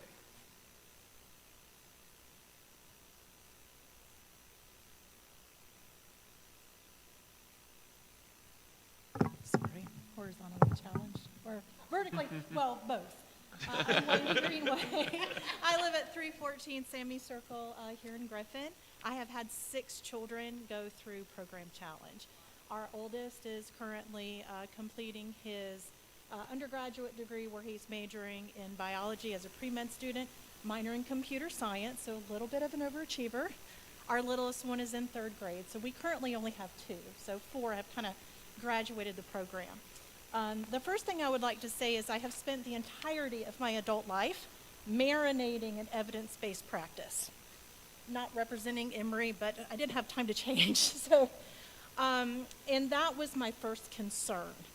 No matter what we do, I know people talk about education as an art form, but no matter what we do, if it is affecting someone's life, it should always be evidence-based. The great thing is we have decades of evidence that specifically deals with how best to serve the needs of special children, no matter which place on the spectrum they are. Hands down, what over 20 years of evidence proves is that a model where children are served with their peers is always the best model, always. Whether it is middle of the road, struggling, gifted, always. Gifted children will be higher achievers when they are with other gifted children. Children who struggle with different learning disabilities will always perform at a higher level when they are with their matched peers. You cannot argue with that model. So rather than this pilot program, which seems the opposite of every available piece of evidence, where you are separating them, where, like one parent said, they will be one of 2 students. That's abhorrent. I would say if you were determined to change the model, move the model so that all gifted children only go to Program Challenge. It is the only model that fits all of the evidence-based. It just is. The other thing that I would like to point out is I have tons of anecdotal evidence. I graduated through an international baccalaureate program where we were in a high school, but for all of those years of high school, I never was in class with anyone who was not in the IB program. There were 30 students in my age group. I promise you, I am still in contact over 20 years later with every one of those 30 students. There were so many different personalities and ability levels, and not one of us did not get a higher degree. You can't argue with evidence.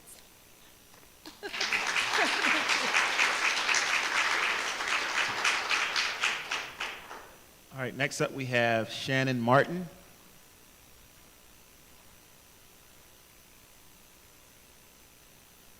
Shannon Martin going once, going twice. No? All right. All right, thank you. All right, and our next person is Mr. Michael Middlebrooks.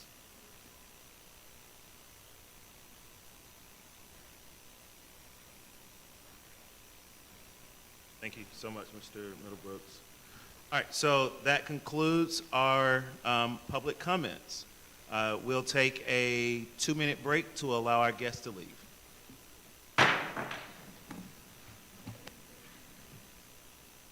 Baker?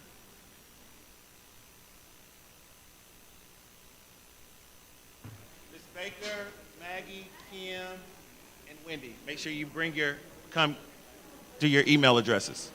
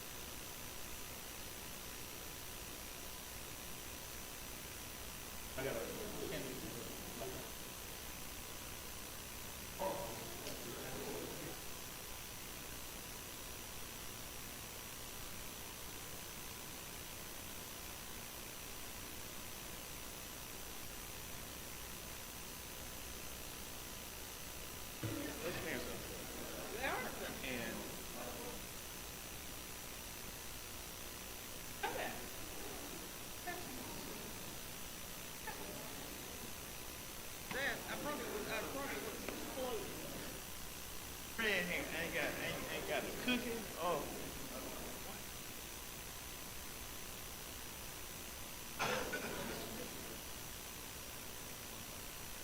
Miss Ray, snack. It's not time for snack. It's gonna be a long night, so it's a snack.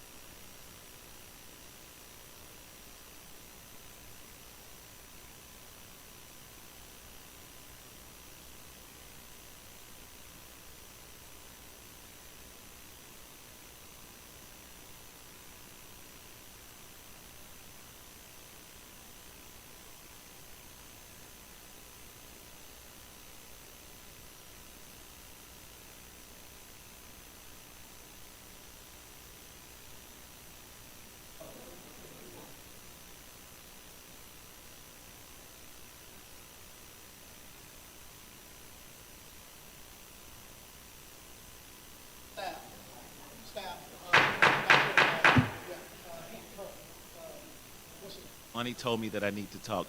Can y'all hear me? Can y'all hear me? All right, a little bit. Lonnie, they said they can't hear me really. Oh, right, yeah. Lonnie said that I was talking too loud, so I need to talk softer. So we're gonna give this a try. Next up on the, I can't do it. All right, next up on the agenda is the consent agenda items. What is the pleasure of this body as it relates to the consent agenda? Chair, I make a motion that we accept the consent agenda as presented. All right, is there a second? Second. All right, it has been motioned by Dawson II and seconded by Holmes III. When your district is called, please vote. District 1, yes. District 2? Yes. 3? Yes. 4? Yes. 5? Yes. 5-0. Consent agenda adopted. Next up, action items. 2024-2025 school year student employee calendar, Dr. Donald Warren. Mr. Chair. Yes. I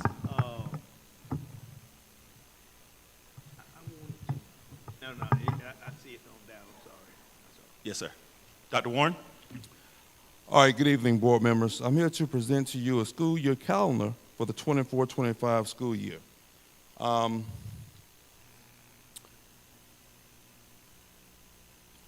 Is it attachment, Lonnie? Yes, thank you. The attached calendar was developed using the following process. We had a lead committee that met to review the parameters for developing the calendar. A thought exchange was distributed to both parents and employees, and there were 837 participants, about a 50-50 split between parents and employees. They submitted 432 thoughts, and they made 12,425 ratings of those thoughts. So that's a lot of input.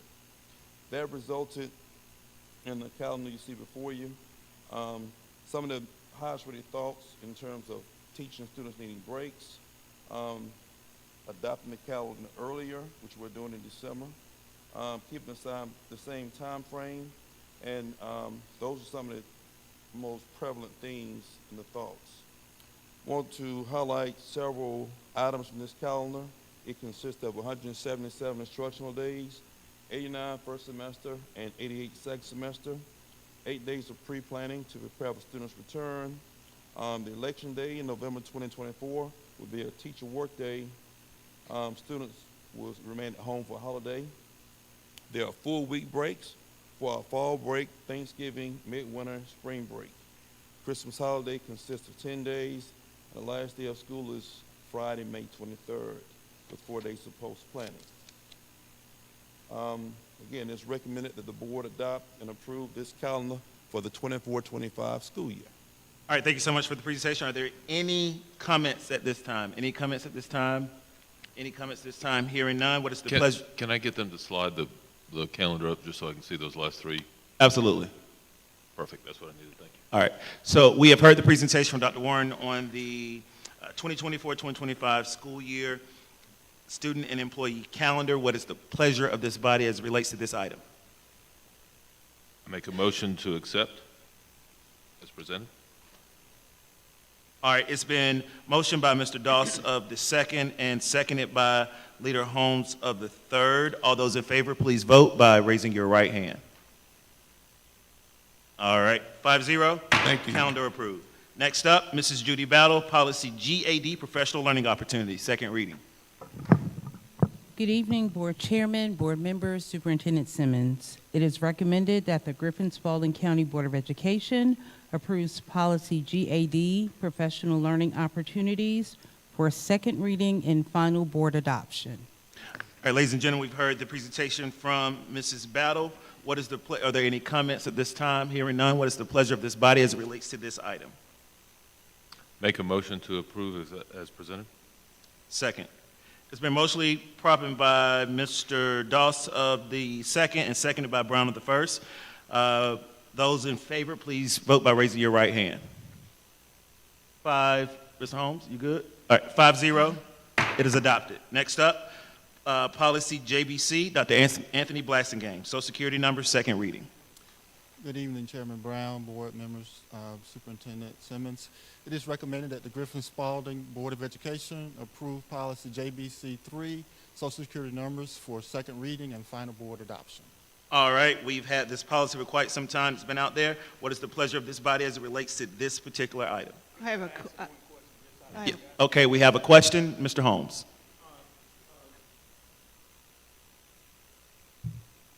How kind of the health system works, like baby born now, they automatically pretty much get a Social Security number. Are we still having people in school that don't have a Social Security number? Yes. In that case, sir. That was kind of surprising to hear, knowing how, you know, healthcare system has changed once babies are born. And I'm just curious how big of a problem that was. I guess it is with this policy.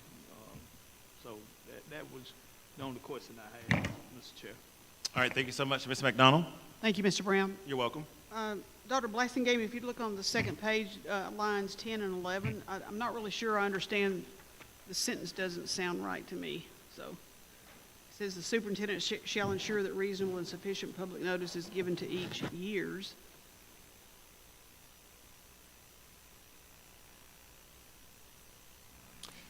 That may be a typo, but what that is just conveying is that the superintendent, the school district, needs to make parents aware that they do not have to provide a Social Security number in order to enroll in one of our schools. Well, I just brought that to everyone's attention just so it can be repaired before the final document is put out there. Thank you.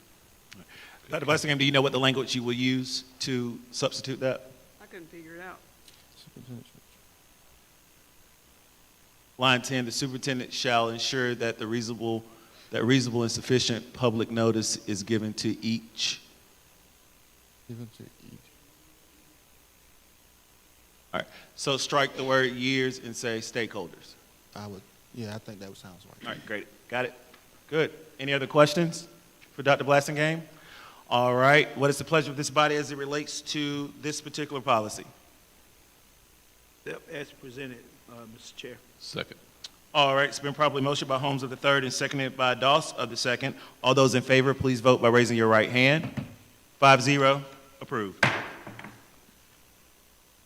Next up, Mr. Moneybag Yo, policy DJE. We've got student data privacy complaints. Oh, wait, yep, there we go. JRA. Policy JRA, student data privacy complaints. Dr. Anthony Blasingame. Got to give you a name, Doc. Yep. Chairman Brown, board members, Superintendent Simmons. It is recommended that the Griffin Spalding Board of Education approve policy JRA, student data privacy complaints for second reading and final board adoption. All righty, are there any questions, comments at this time? Hearing none, what is the pleasure of this body for this policy JRA? So moved. Second. All right, it's been properly moved by the dean of this board, Mrs. Barbara Jo Cook of the fourth, and seconded by Mr. Will Doss of the second. All those in favor, please vote by raising your right hand. 5-0, therefore approved. Next up, policy DJE, purchasing, second read, Mr. Byron Moneybag Yo Jones. Thank you, Mr. Chairman. Good evening, board members. It's recommended that the Griffin Spalding Board of Education approve policy DJE, purchasing, for second read and final board adoption. All right, ladies and gentlemen, you've heard the presentation for policy DJE, purchasing, second read. Are there any questions or comments at this time? Hearing none, what is the pleasure of this body for this particular policy? So moved. Second. Moved by Holmes of the third and seconded by Doss of the second. All those in favor, please vote by raising your right hand. 5-0, therefore approved. Next up, policy IDAG, values and character education, Dr. Chris Ridley. Good evening, board members, Chair Brown, Dr. Simmons. It is recommended that the Griffin Spalding Board of Education approves policy IDAG, values, character education, for second reading and final board adoption. All right, great presentation from Dr. Chris Ridley. Are there any questions or comments at this time coming from the board? Ms. McDonald, the fifth, you're recognized. Thank you, Mr. Brown. Dr. Ridley, I just have a question about, number one, funding for this, and then teachers for this. How do we see that happening in our schools and what grade levels? All right, this is kindergarten all the way up, but it's with our regular teachers, our general ed teachers, so it's not someone else coming in. These are just character education like we normally do in school. That's why you see a lot of our kids that are getting the leader in me and things like that, but it's just regular general ed teachers. Because I taught that I did that in health when I was teaching. So do we know what academic area this would be in, or will it be across the general ed area? It's kind of across the general ed, but they do have a time when they get a chance to do it in their schedule, when they get a chance to teach the character education program. And it's through second step, Satchel for high school, so it's different ones. Interesting when a teacher gets time. Because I really feel like in today's world that this could be really valuable. Yes. And I hope that the intent is to foster some really positive outcomes, not just when a teacher has time to teach it, because kids today really need to hear this, to me, in my opinion, on a daily basis. Yes. And I know a lot of times they'll do it over the announcements, things like that too, as well, as far as the character education for the elementary. But the teachers also go over it in the classroom. Thank you. All right. All right, are there any other questions for this particular policy? Are there any other questions? All right, hearing none, what is the pleasure of this body? So moved. It's been seconded by the dean of this board. It's been motioned by the dean of this board, Mrs. Barbara Jo Cook. Is there a second? Second. Second by Mr. Doss. All those in favor, please vote by raising your right hand. 5-0, therefore approved. All right, next up, Dr. Tiffany Taylor, Policy IDB, Health and Physical Education. Okay, good afternoon. It is recommended that the Board of Education approves policy IDB. This is for health and physical education for second reading and final adoption. Thank you so much. Are there any questions at this time as it relates to this particular policy? Hearing none, what is the pleasure of this body as it relates to this policy? Second. It's been properly moved by Mr. Holmes of the third and seconded by Mr. Dawson of the second. All those in favor, please vote by raising your right hand. 5-0, therefore approved. All right, next up, Policy EGB, Student Insurance Program, second reading. Dr. Donald Warren. It is recommended that the board adopt policy EGB related to student insurance program for the second reading, approval, and final adoption. All right, we've heard in our hearing the presentation of policy. Are there any questions at this time? Hearing none, what is the pleasure of this body for this particular policy, EGB? So moved. Second. All right, motion by Cook of the fourth and seconded by Holmes of the third. All those in favor, please vote by raising your right hand. So, all right, approved, 5-0. Next up, Policy JK, Solicitation, second reading. Dr. Donald Warren. It is recommended that the board adopt policy JK related to solicitations for the second reading, approval, and final adoption. All right, are there any questions for this particular policy? Hearing none, what is the pleasure of this body for this policy, Policy JK? So moved. Second. All right, motion by Holmes of the third, seconded by Doss of the second. All those in favor, please vote by raising your right hand. All right, unanimous, therefore approved. All right, next up, Synergic Safety Platform, Dr. Donald Warren. The Griffin Spalding County Schools Department of School Safety and Security is seeking approval for the purchase of the Strategic Safety Platform for a cost of $969,150 for a 5-year period. The cost will be paid from school safety grant funds that have been provided to our school district by the Georgia Department of Education through the Governor's School Security Grant. The superintendent recommends that the board approve the purchase of the Strategic Safety Platform for a cost of $969,150. The cost will be paid again from the school safety grant funds provided to our school district from the Department of Education at the state level and the Governor's School Security Grant. All right, thank you so much. We've heard the presentation from Dr. Warren. What is the pleasure of this body for this particular? Questions, go ahead, Mr. Doss. I know that we're using the ESSER funds to do this for that 5 years. After, No, not ESSER. this wasn't ESSER? This is school safety grant. Safety from the governor. Gotcha. So From the governor. still the same question. At the end of that 5 years, I'm assuming that we have some hardware and different things in place, and the renewal of that is going to be less? That is correct, yes, sir. Do we have any idea of how much less? Okay. But something we feel as though we can work into school budget. That was the biggie, that it wasn't another $1 million fixing to have to happen in 5 years. Thank you. Gotcha. Thank you so much, Mr. Doss. Ms. McDonald, you're recognized. Thank you, Mr. Brown. Dr. Warren, I just wanted to publicly thank you for sending us the information you sent us, I believe, yesterday. 'Cause Yes, ma'am. I watched those videos, and this is a pretty impressive platform. Yes. And it makes me feel even better than what I already feel about the safety and security in our schools. One thing, and I believe Dr. Simmons, when we were up at GSBA, I see Mr. Britt is here to try to get our schools the Ready Georgia Seal of Preparedness. That's something in one of our sessions that we learned about, and I don't know what it entails, getting all of our schools with that seal, but I hope that we would move forward to do that. In our session that day, it was pretty impressive.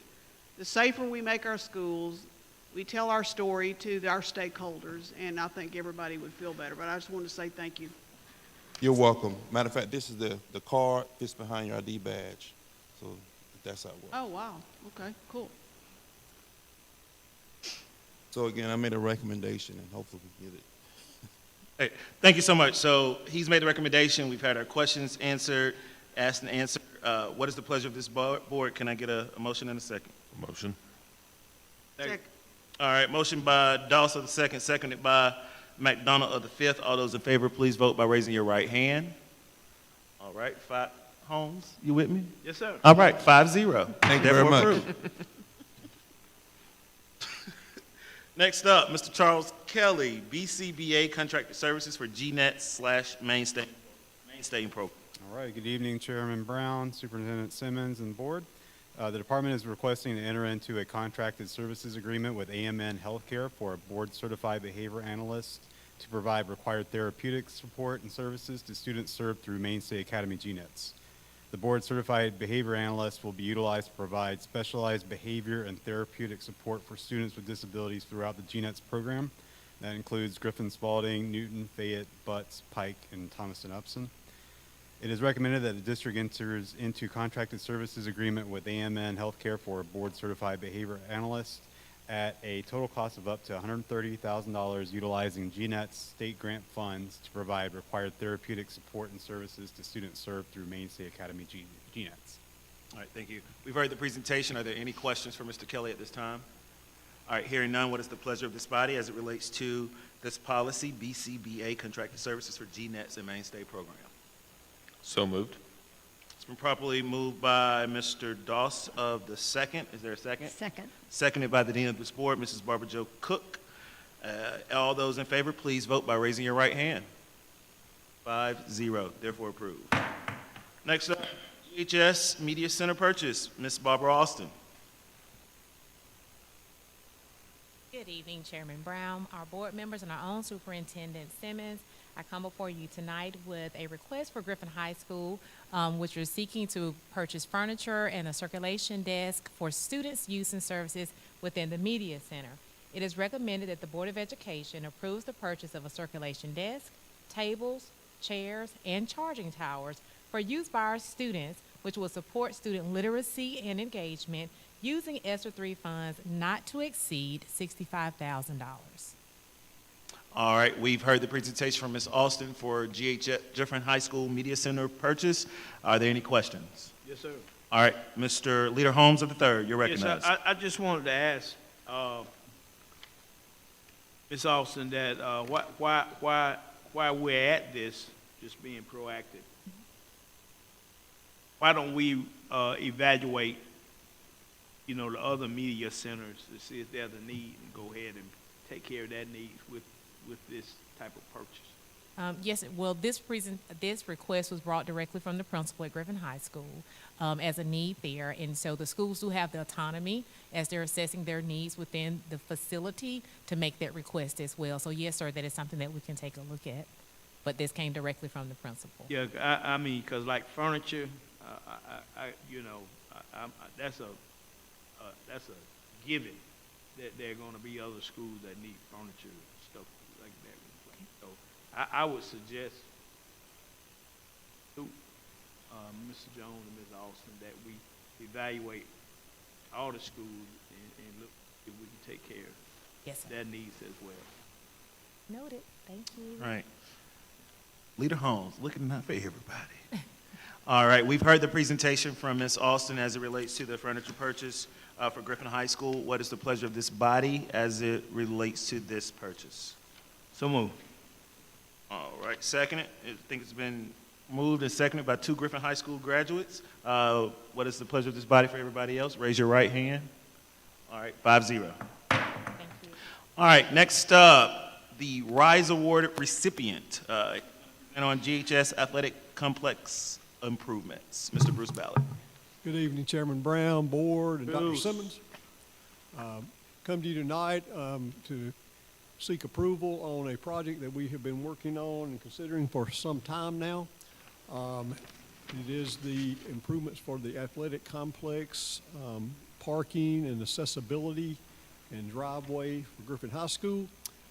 We put this out for, after designing it, put it on the Georgia Procurement Registry back on October the 20th, as well as our school website. We did host a pre-proposal meeting on November 9th, at which time we had 7 different interested contractors that showed up, and reviewed the project with us. As of November 27th, when we were receiving the proposals, we only had 2 contractors that came through with the proposals. They were McElroy Incorporated and McCoy Grading Incorporated. These projects, as we say, go way back. This is part of funding that we had allocated from SPLOST 3. The project is costing a little more than what we had hoped way back when, but it still has fallen within the range of what we can take care of. But it will deplete our needs. We've gone back and closely evaluated, discussed with the CEO, or CFO, excuse me, what we have available, and I've looked back at our commitments that we already have out there. You know, we have the A building project here. We have a few other projects we're still working on at the stadium in SPLOST 3, as well as this project. And with that, it will pretty much will deplete the funds that we have left available in SPLOST 3. So that will then cut out anything else we can really do there. But with that, we are happy to say that we're fortunate to have the funds available to do that. But we are looking at possibly talking with the lowest and best proposer to possibly structure it where we can keep a little contingency fund there until the end to make sure there's not some unknowns, some rock or other potentials that might pop up out there that could cost some additional money. So we will be working toward that. But with that, we would like to recommend that Griffin Spalding Board of Education approve McElroy Incorporated as the lowest and best proposer to negotiate with for the best option for the project, not to exceed a total price of $1,275,700. All right, thank you, Mr. Ballard. We heard the presentation. Are there any questions at this time? Mr. Doss, you're recognized. So are you saying that the little funds that you're going to be holding on to for those things that come to the end is the end of this particular project? So does that mean at the end of this project, we could probably close out SPLOST 3? Yes, sir. Yes, sir. We'll definitely be I think that's closing good out news. SPLOST 3 following this.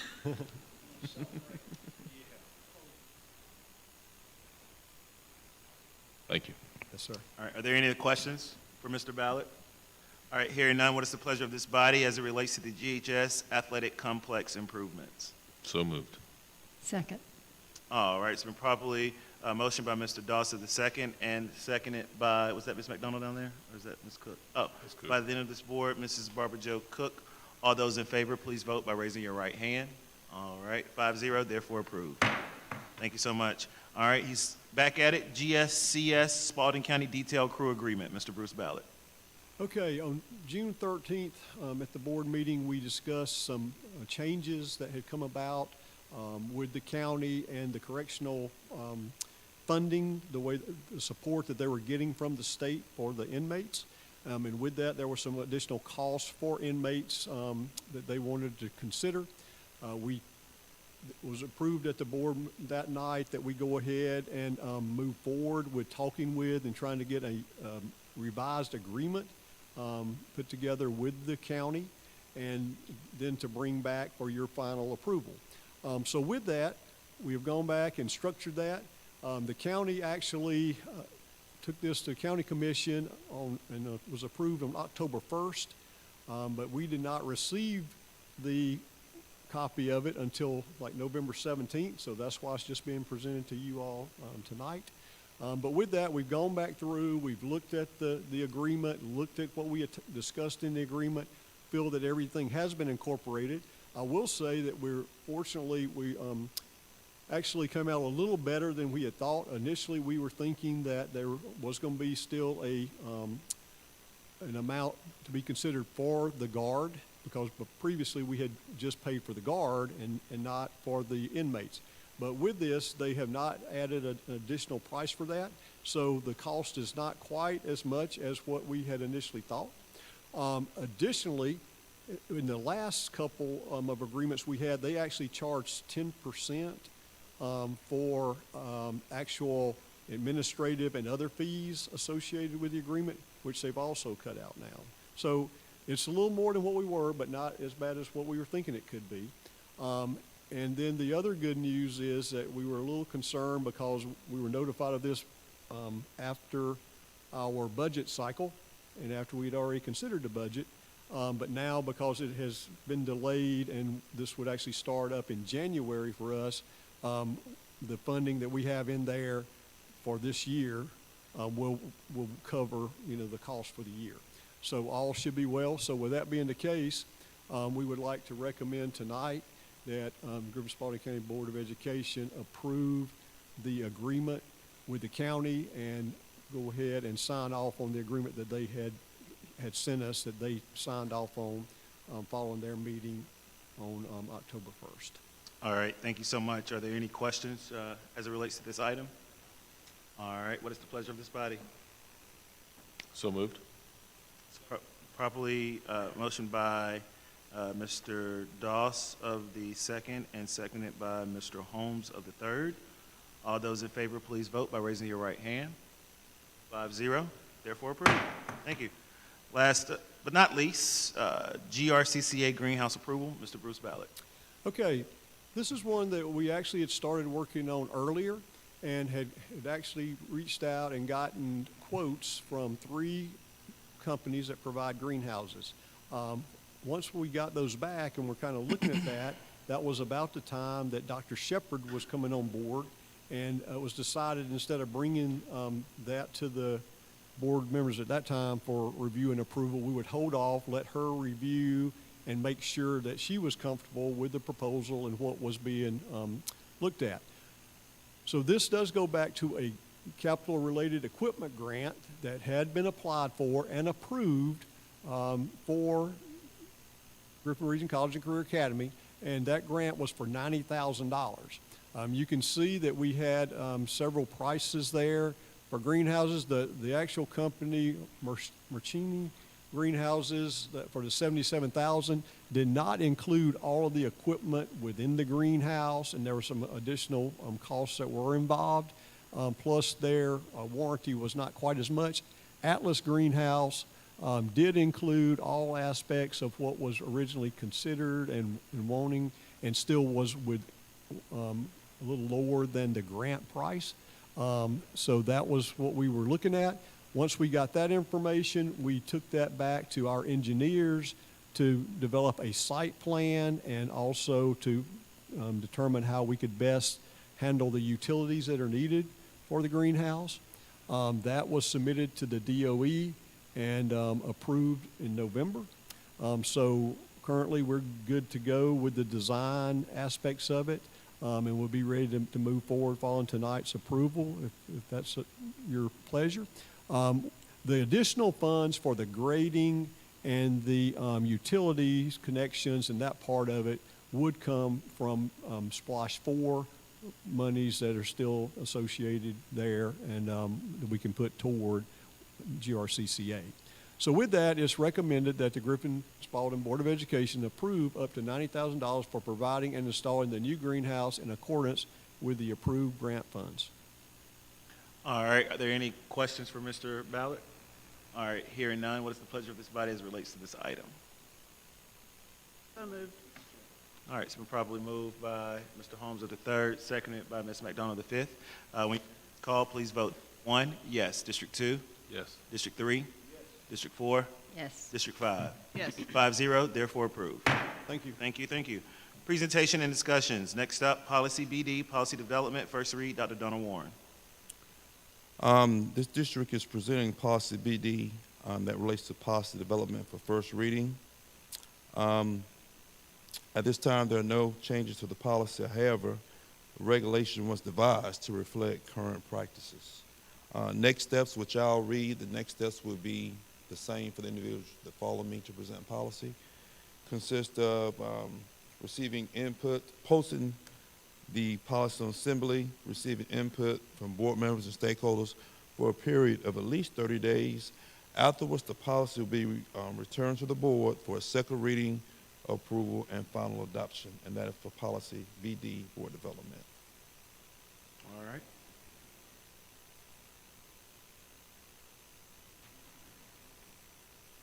Next one, Policy EBB, Safety. Dr. Donna Warren, first read.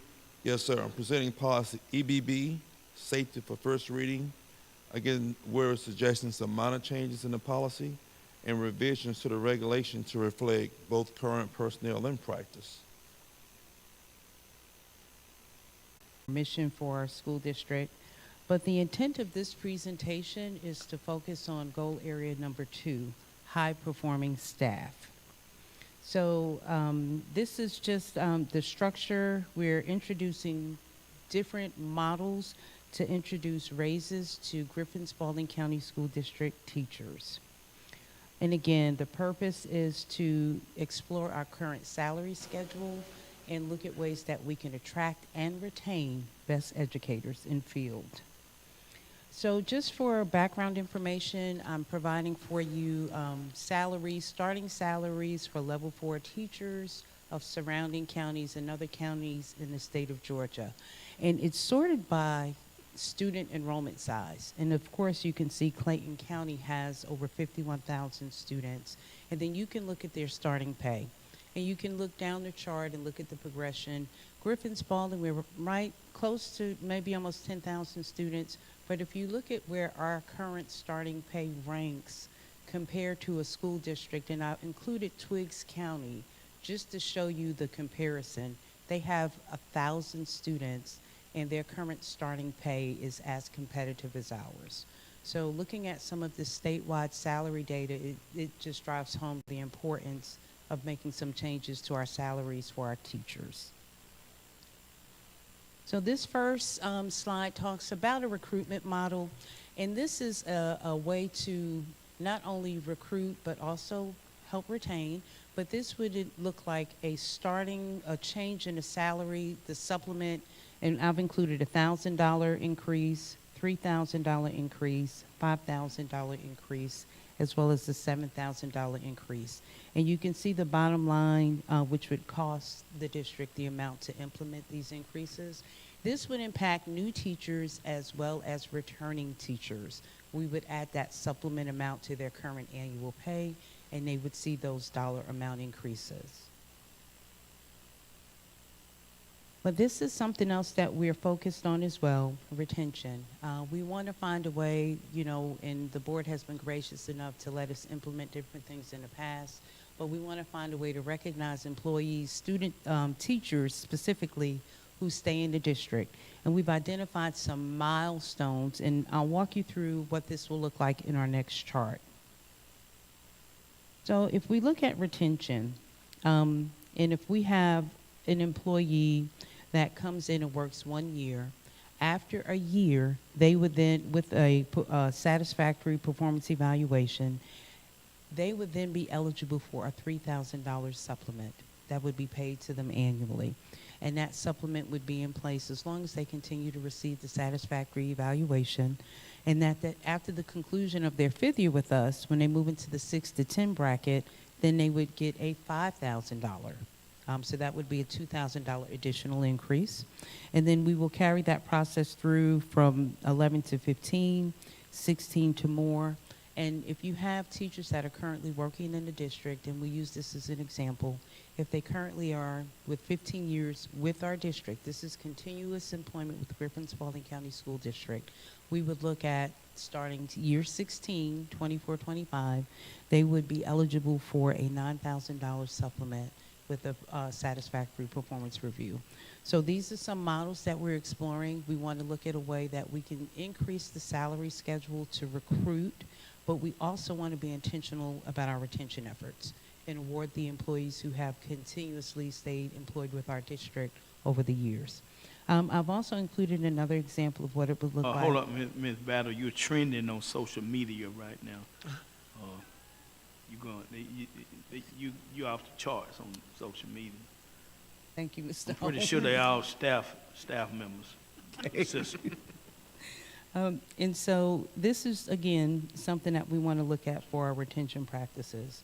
And we do know that performance is very important, and when we have those employees that have those performance ratings, we want to certainly award that.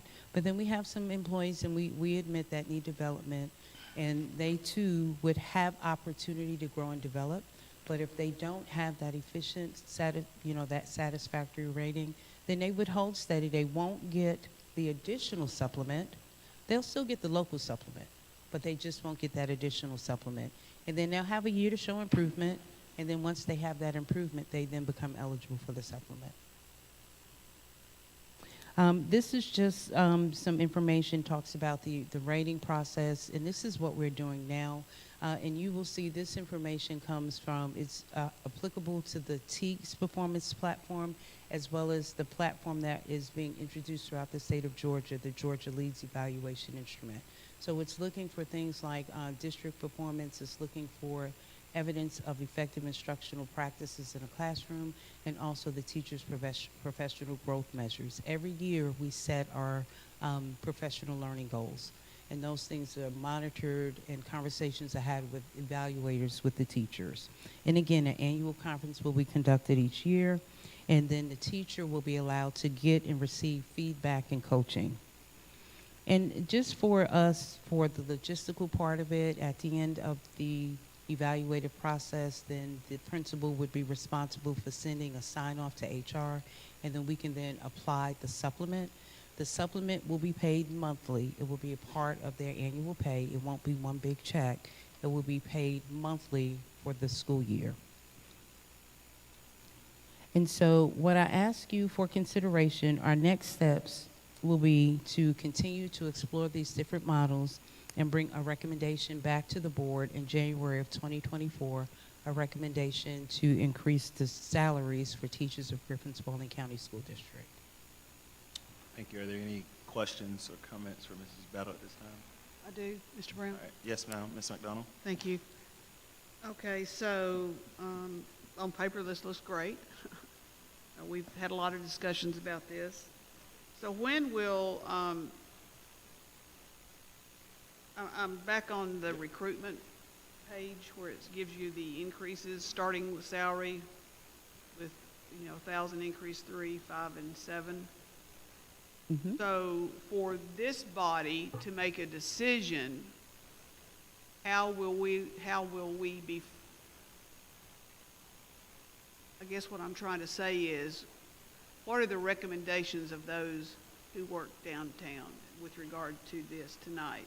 Are there any recommendations of which to follow, or? Not at this time. Okay, No, so they how, I guess what I'm going to ask then too is, how will the board be further enlightened as to what we choose, rather than me just show up in January and just vote?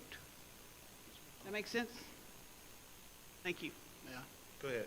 So, board members, if you'll recall in August, I shared with you part of the intentionality of leaving the millage rate the same was to posture a salary schedule as some type of incentive to both ensure a more competitive rate for our instructional staff, as well as something that would assist with recruitment and retention efforts. Those were the conversations that you and I had coming into the school year.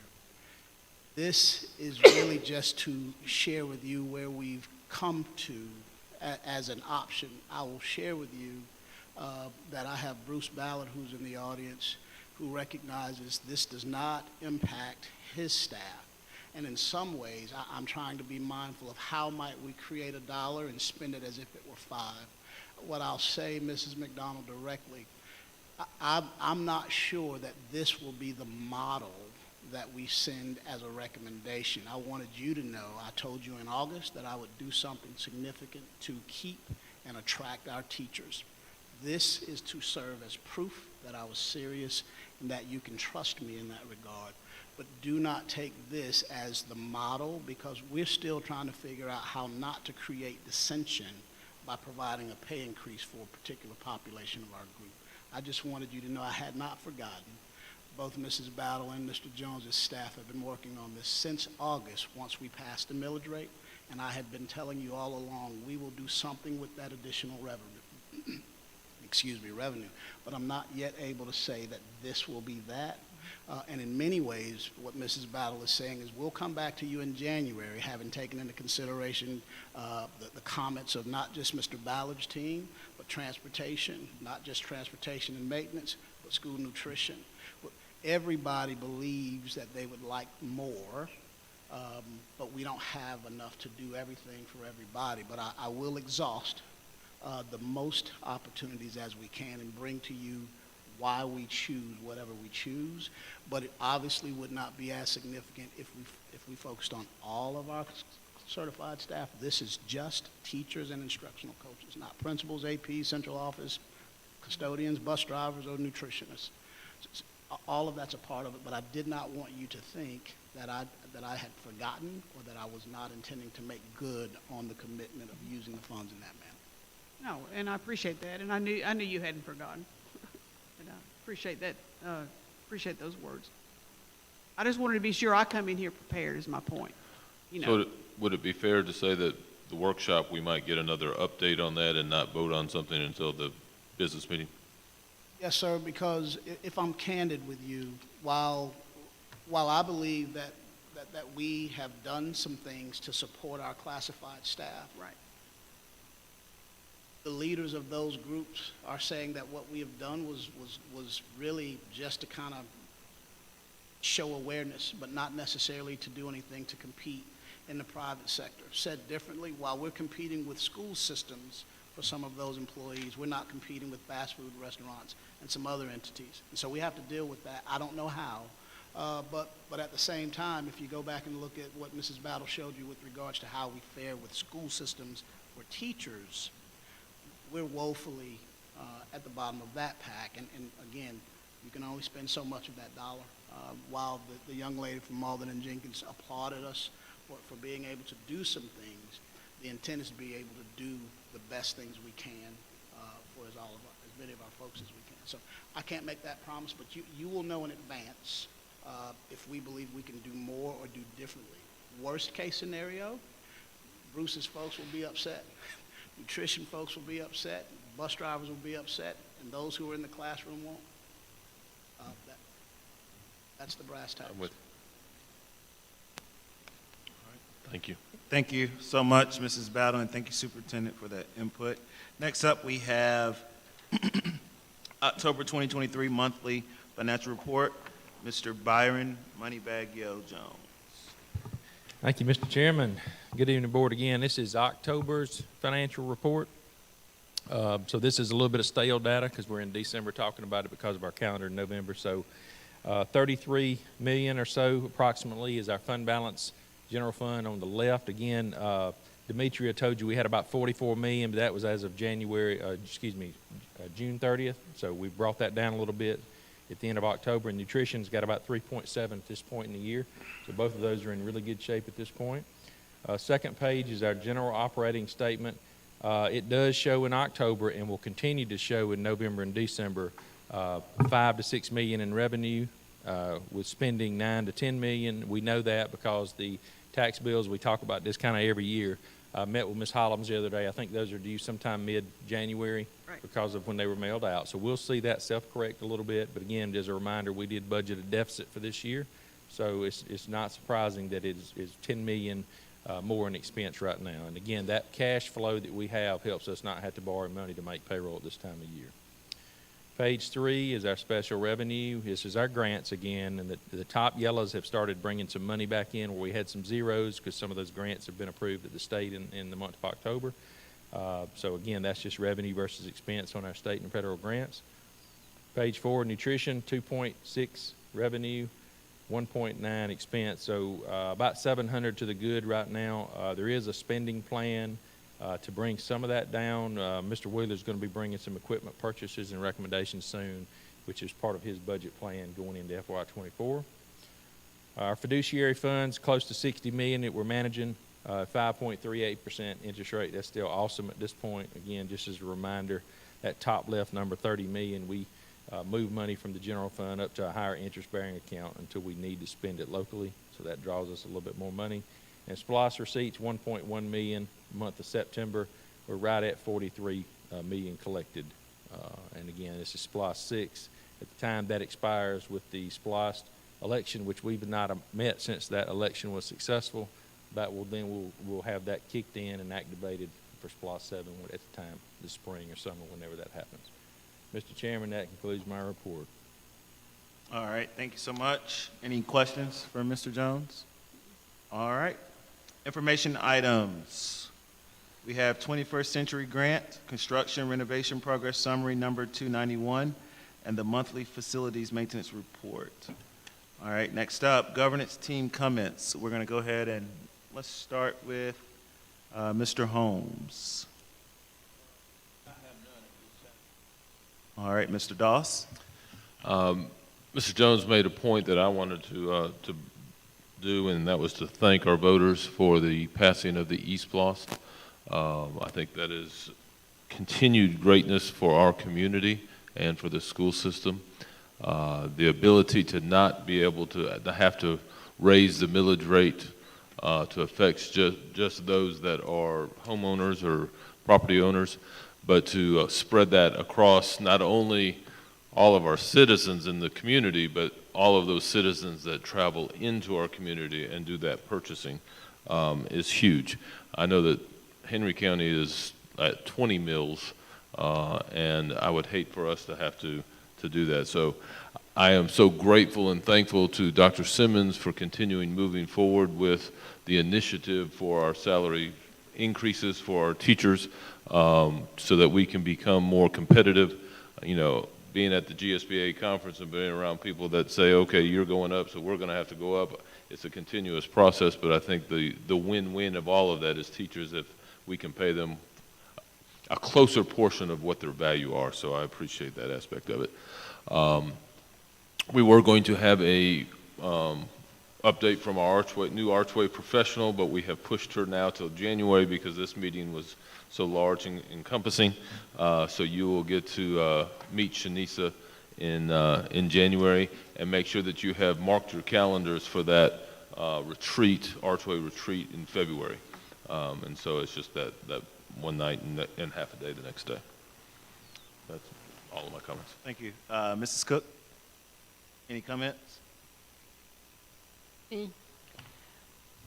Great night for our staff. Bruce, congratulations on the RISE Award. We are all so proud of you. You do a tremendous job taking care of all of our facilities. You do a yeoman's job, so thank you very much.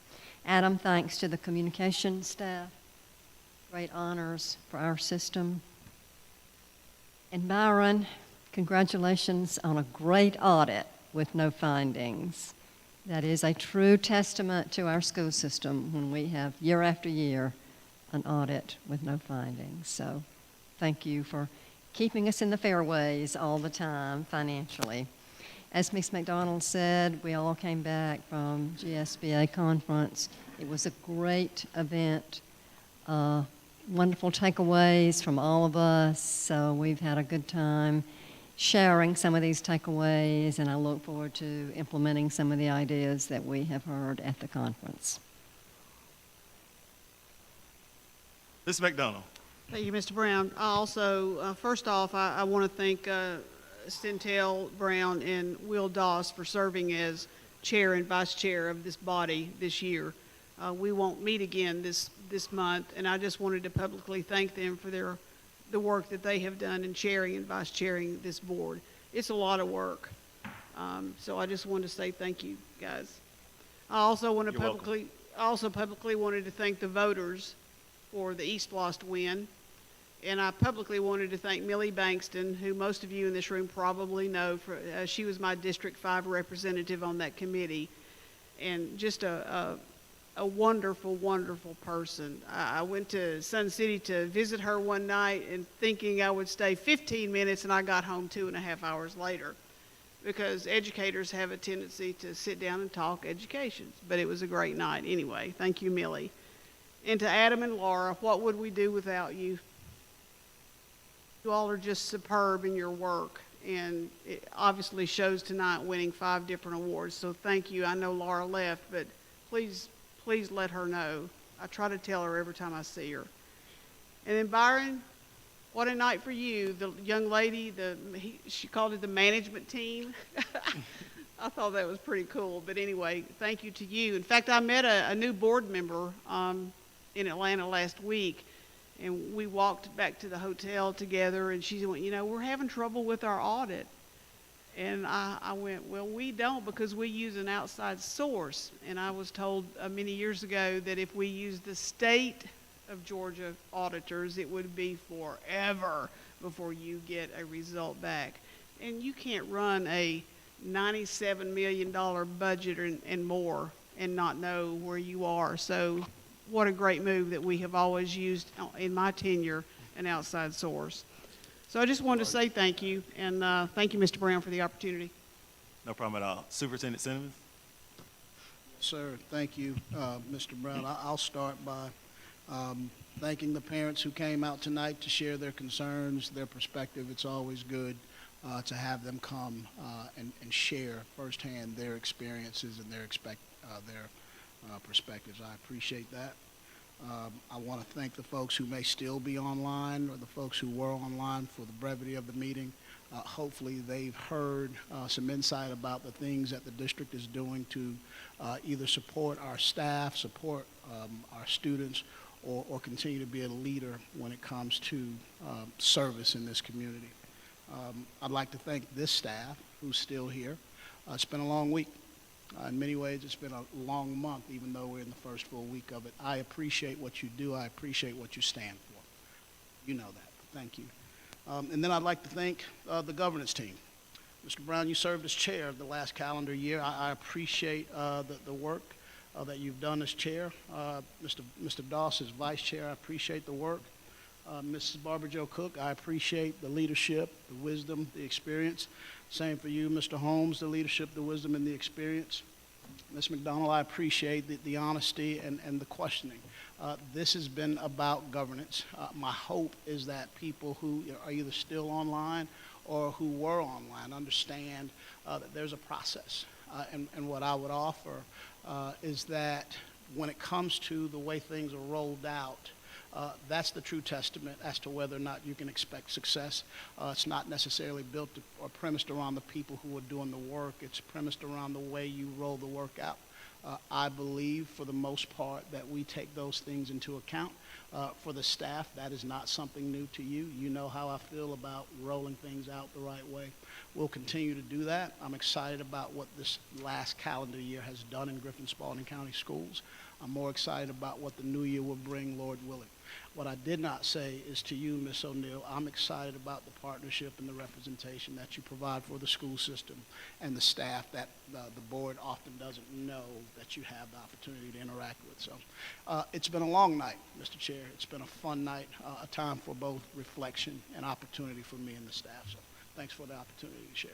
No problem at all. Lonnie, can you cue the PowerPoint, please?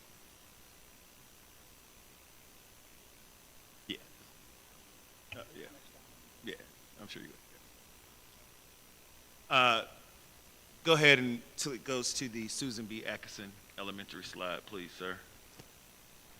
I just want to say to the governance team, thank you so much for rallying and for your support just to make go back, Lonnie, to just make everything happen. I appreciate, although we don't always get along, but at the end of the day, we hear each other out, and we always do what's in the best interest of our scholars.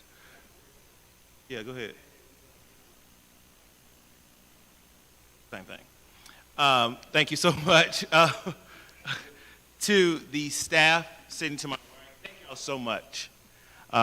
You, meeting after meeting, you are there to answer questions. You put a lot of energy,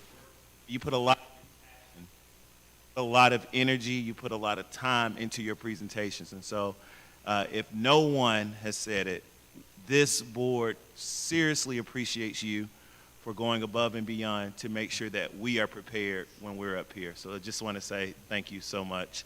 To Dr. Simmons, appreciate you so much. Being chair this year has taught me so much about grown folks and trying to lead folks that are 2 and 3 times your age, but guess what? We make it do what it do so that we are able to stand before our voters, our citizens, and most importantly, stand before our bosses, the children. And to the SPLOST committee, thank you to this board for making sure we found the best people in our districts. to be able to go out and talk this thing up.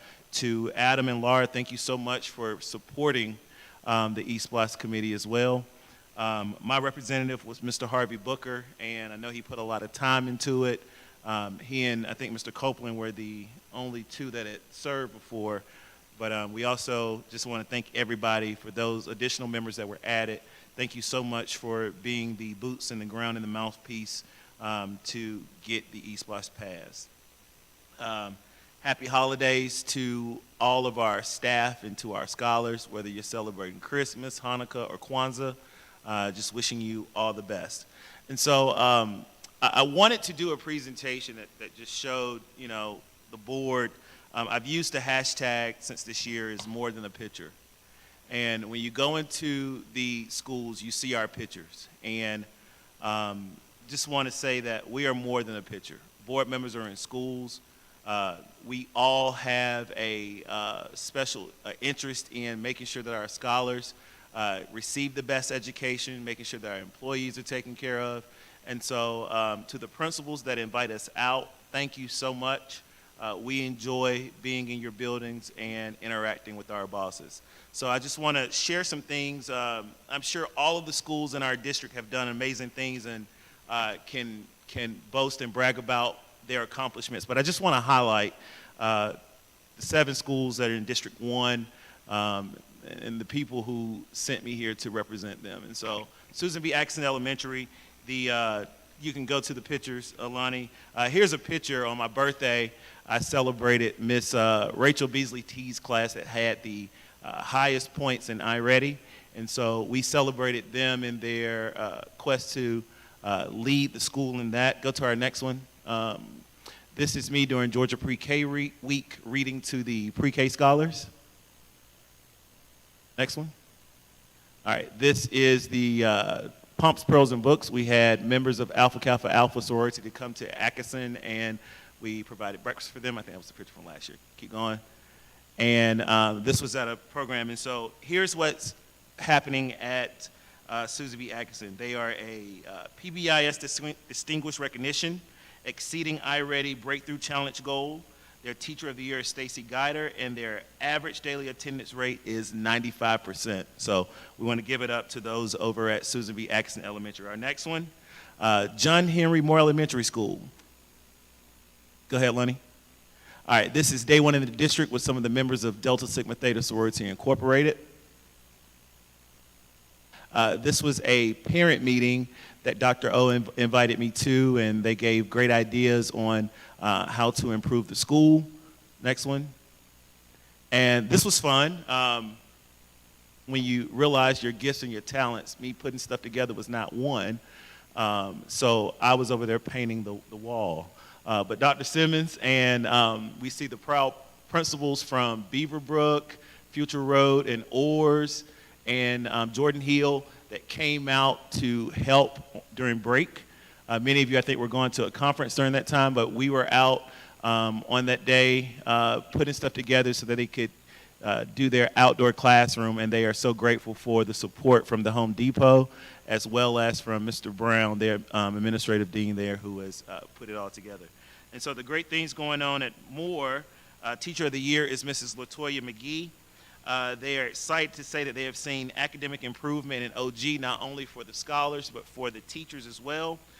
They have unveiled their new outdoor learning space for scholars, and their attendance is holding at 92%. So kudos to all the folks over at John Henry Moore Elementary. Next one. Jackson Road Elementary School, Teacher of the Year is Ms. Shemay Patterson. Jackson Road Elementary, this is actually the first school that birthed Pumps, Pearls, and Books. This was the first school that birthed that program, and so a shout out to Principal Robinson. When I went to her with the idea, she was very excited to be a pilot program for Pumps, Pearls, and Books. And so to the folks over at Jackson Road, thank you so much. There's another picture. I don't get over there too much, but go back. That is Angela Ware, who is having a Coke and a smile. But she is a retired teacher who is loving Jackson Road Elementary, and she's just loving it. So figured I would use that picture to just show how much she loves it and through her smile. Next one, Mainstay Academy. Mainstay Academy. Mainstay is proud to have completed and have dedicated staff this entire school year. They have managed to handle all situations with no physical restraints. So they are been good at de-escalating the issues there. And they have seen a significant decrease in suspensions compared to last time this year, which is a positive trend. And their teacher of the year is Candace Evans. And so shout out to Craig and all the good folks over there at Mainstay Academy. Next. This was taken a while back. I didn't even know they had a mascot. And so they had like this whole tiger in the back. And I was playing, this is like, I guess you had to flip the bottle to see if you can get it to stand on the table. And so I was playing that game with one of the scholars when I visited there. All right, next. Kennedy Road Middle School. Kennedy Road Middle School, in 23-24, they have improved the closing gaps of 82.7%. iReady Middle School of the Month and iReady Diagnostic Middle School Pizza Party winner, as well as being recognized as a pace setter for the district for 4 months in decrease of ODRs. Mr. Chauncey is the teacher of the year there. Here is a program early in the year. It was in May that I spoke at Kennedy Road Middle School. Next picture. Thought this was a great photo. The young man came in, did not know how to tie a tie, and his principal, Dr. Pittman, greeted him outside and was tying his tie for him. So I think that was a great photo. Next. I know y'all remember this young lady. I can't remember her name, but she is Sky. Sky is one of the CNN reporters. Not only that, but she's an author as well. And her little sister, who's like 4 years old, is an author. And so went over there to purchase their books to show support for our scholars in our school system. Next one. And this is a picture of them signing their books for scholars that attended their book signing. AZ Kelsey Achievement Center. The teacher of the year over there is Dr. Bettina Denson. This picture was taken, Mr. Doss, I invited Mr. Doss over to District 1, where we officially welcomed Ms. Pierce as their instructional leader. We had a great time over there and being able to interact. We do know that Mr. Doss knows a lot about science that day. Now, he had Lindy helping him. Lindy was giving him the answers. So we were excited just to see the scholars at AZ Kelsey, the way that they were engaging. Many of us has visited there, and it was different from any other time that we have been there. And so I just wanted to highlight and show the amazing things that the schools in District 1 are doing. So AZ Kelsey, Andrew Zadok Kelsey Academy Achievement Center. The academy enrollment has gone from 18 students in August to a total of 36 students in December, with the projection of 11 new students coming in January, bringing the enrollment to 47 scholars from the Achievement Center. 3 of the scholars are enrolled in the dual enrollment with a projected graduation date in welding and nursing in May of 2024, and the academy is maintaining a 94% monthly attendance rate. Teachers are utilizing common formative assessments for their unit data and quarterly benchmark data to determine achievements in all subjects. The Academy and Achievement Center is sustaining a culture that fosters belonging, academic achievement, positive behaviors by recognizing our scholars of the week every Friday. Ms. Pierce said be sure to follow them on Facebook. And they want to celebrate the high and middle school achievement student staff with their literacy initiative, Reading Power Up, where our scholars have the opportunity to read magazines, books, journals, and articles with 3 ways to report their readings. A total of 12 scholars read approximately 150 books, and our winners were 8th grader Denia Touchstone and 11th grader Jackson Faust. And they won PS4s with wireless controllers. And so just wanted to highlight the amazing schools in District 1. Happy holidays to everybody. And it looks like we have nothing for executive session. Can we get a motion for adjournment? All right, it has been properly moved and seconded to adjourn this meeting. All those in favor, please walk. 5-0.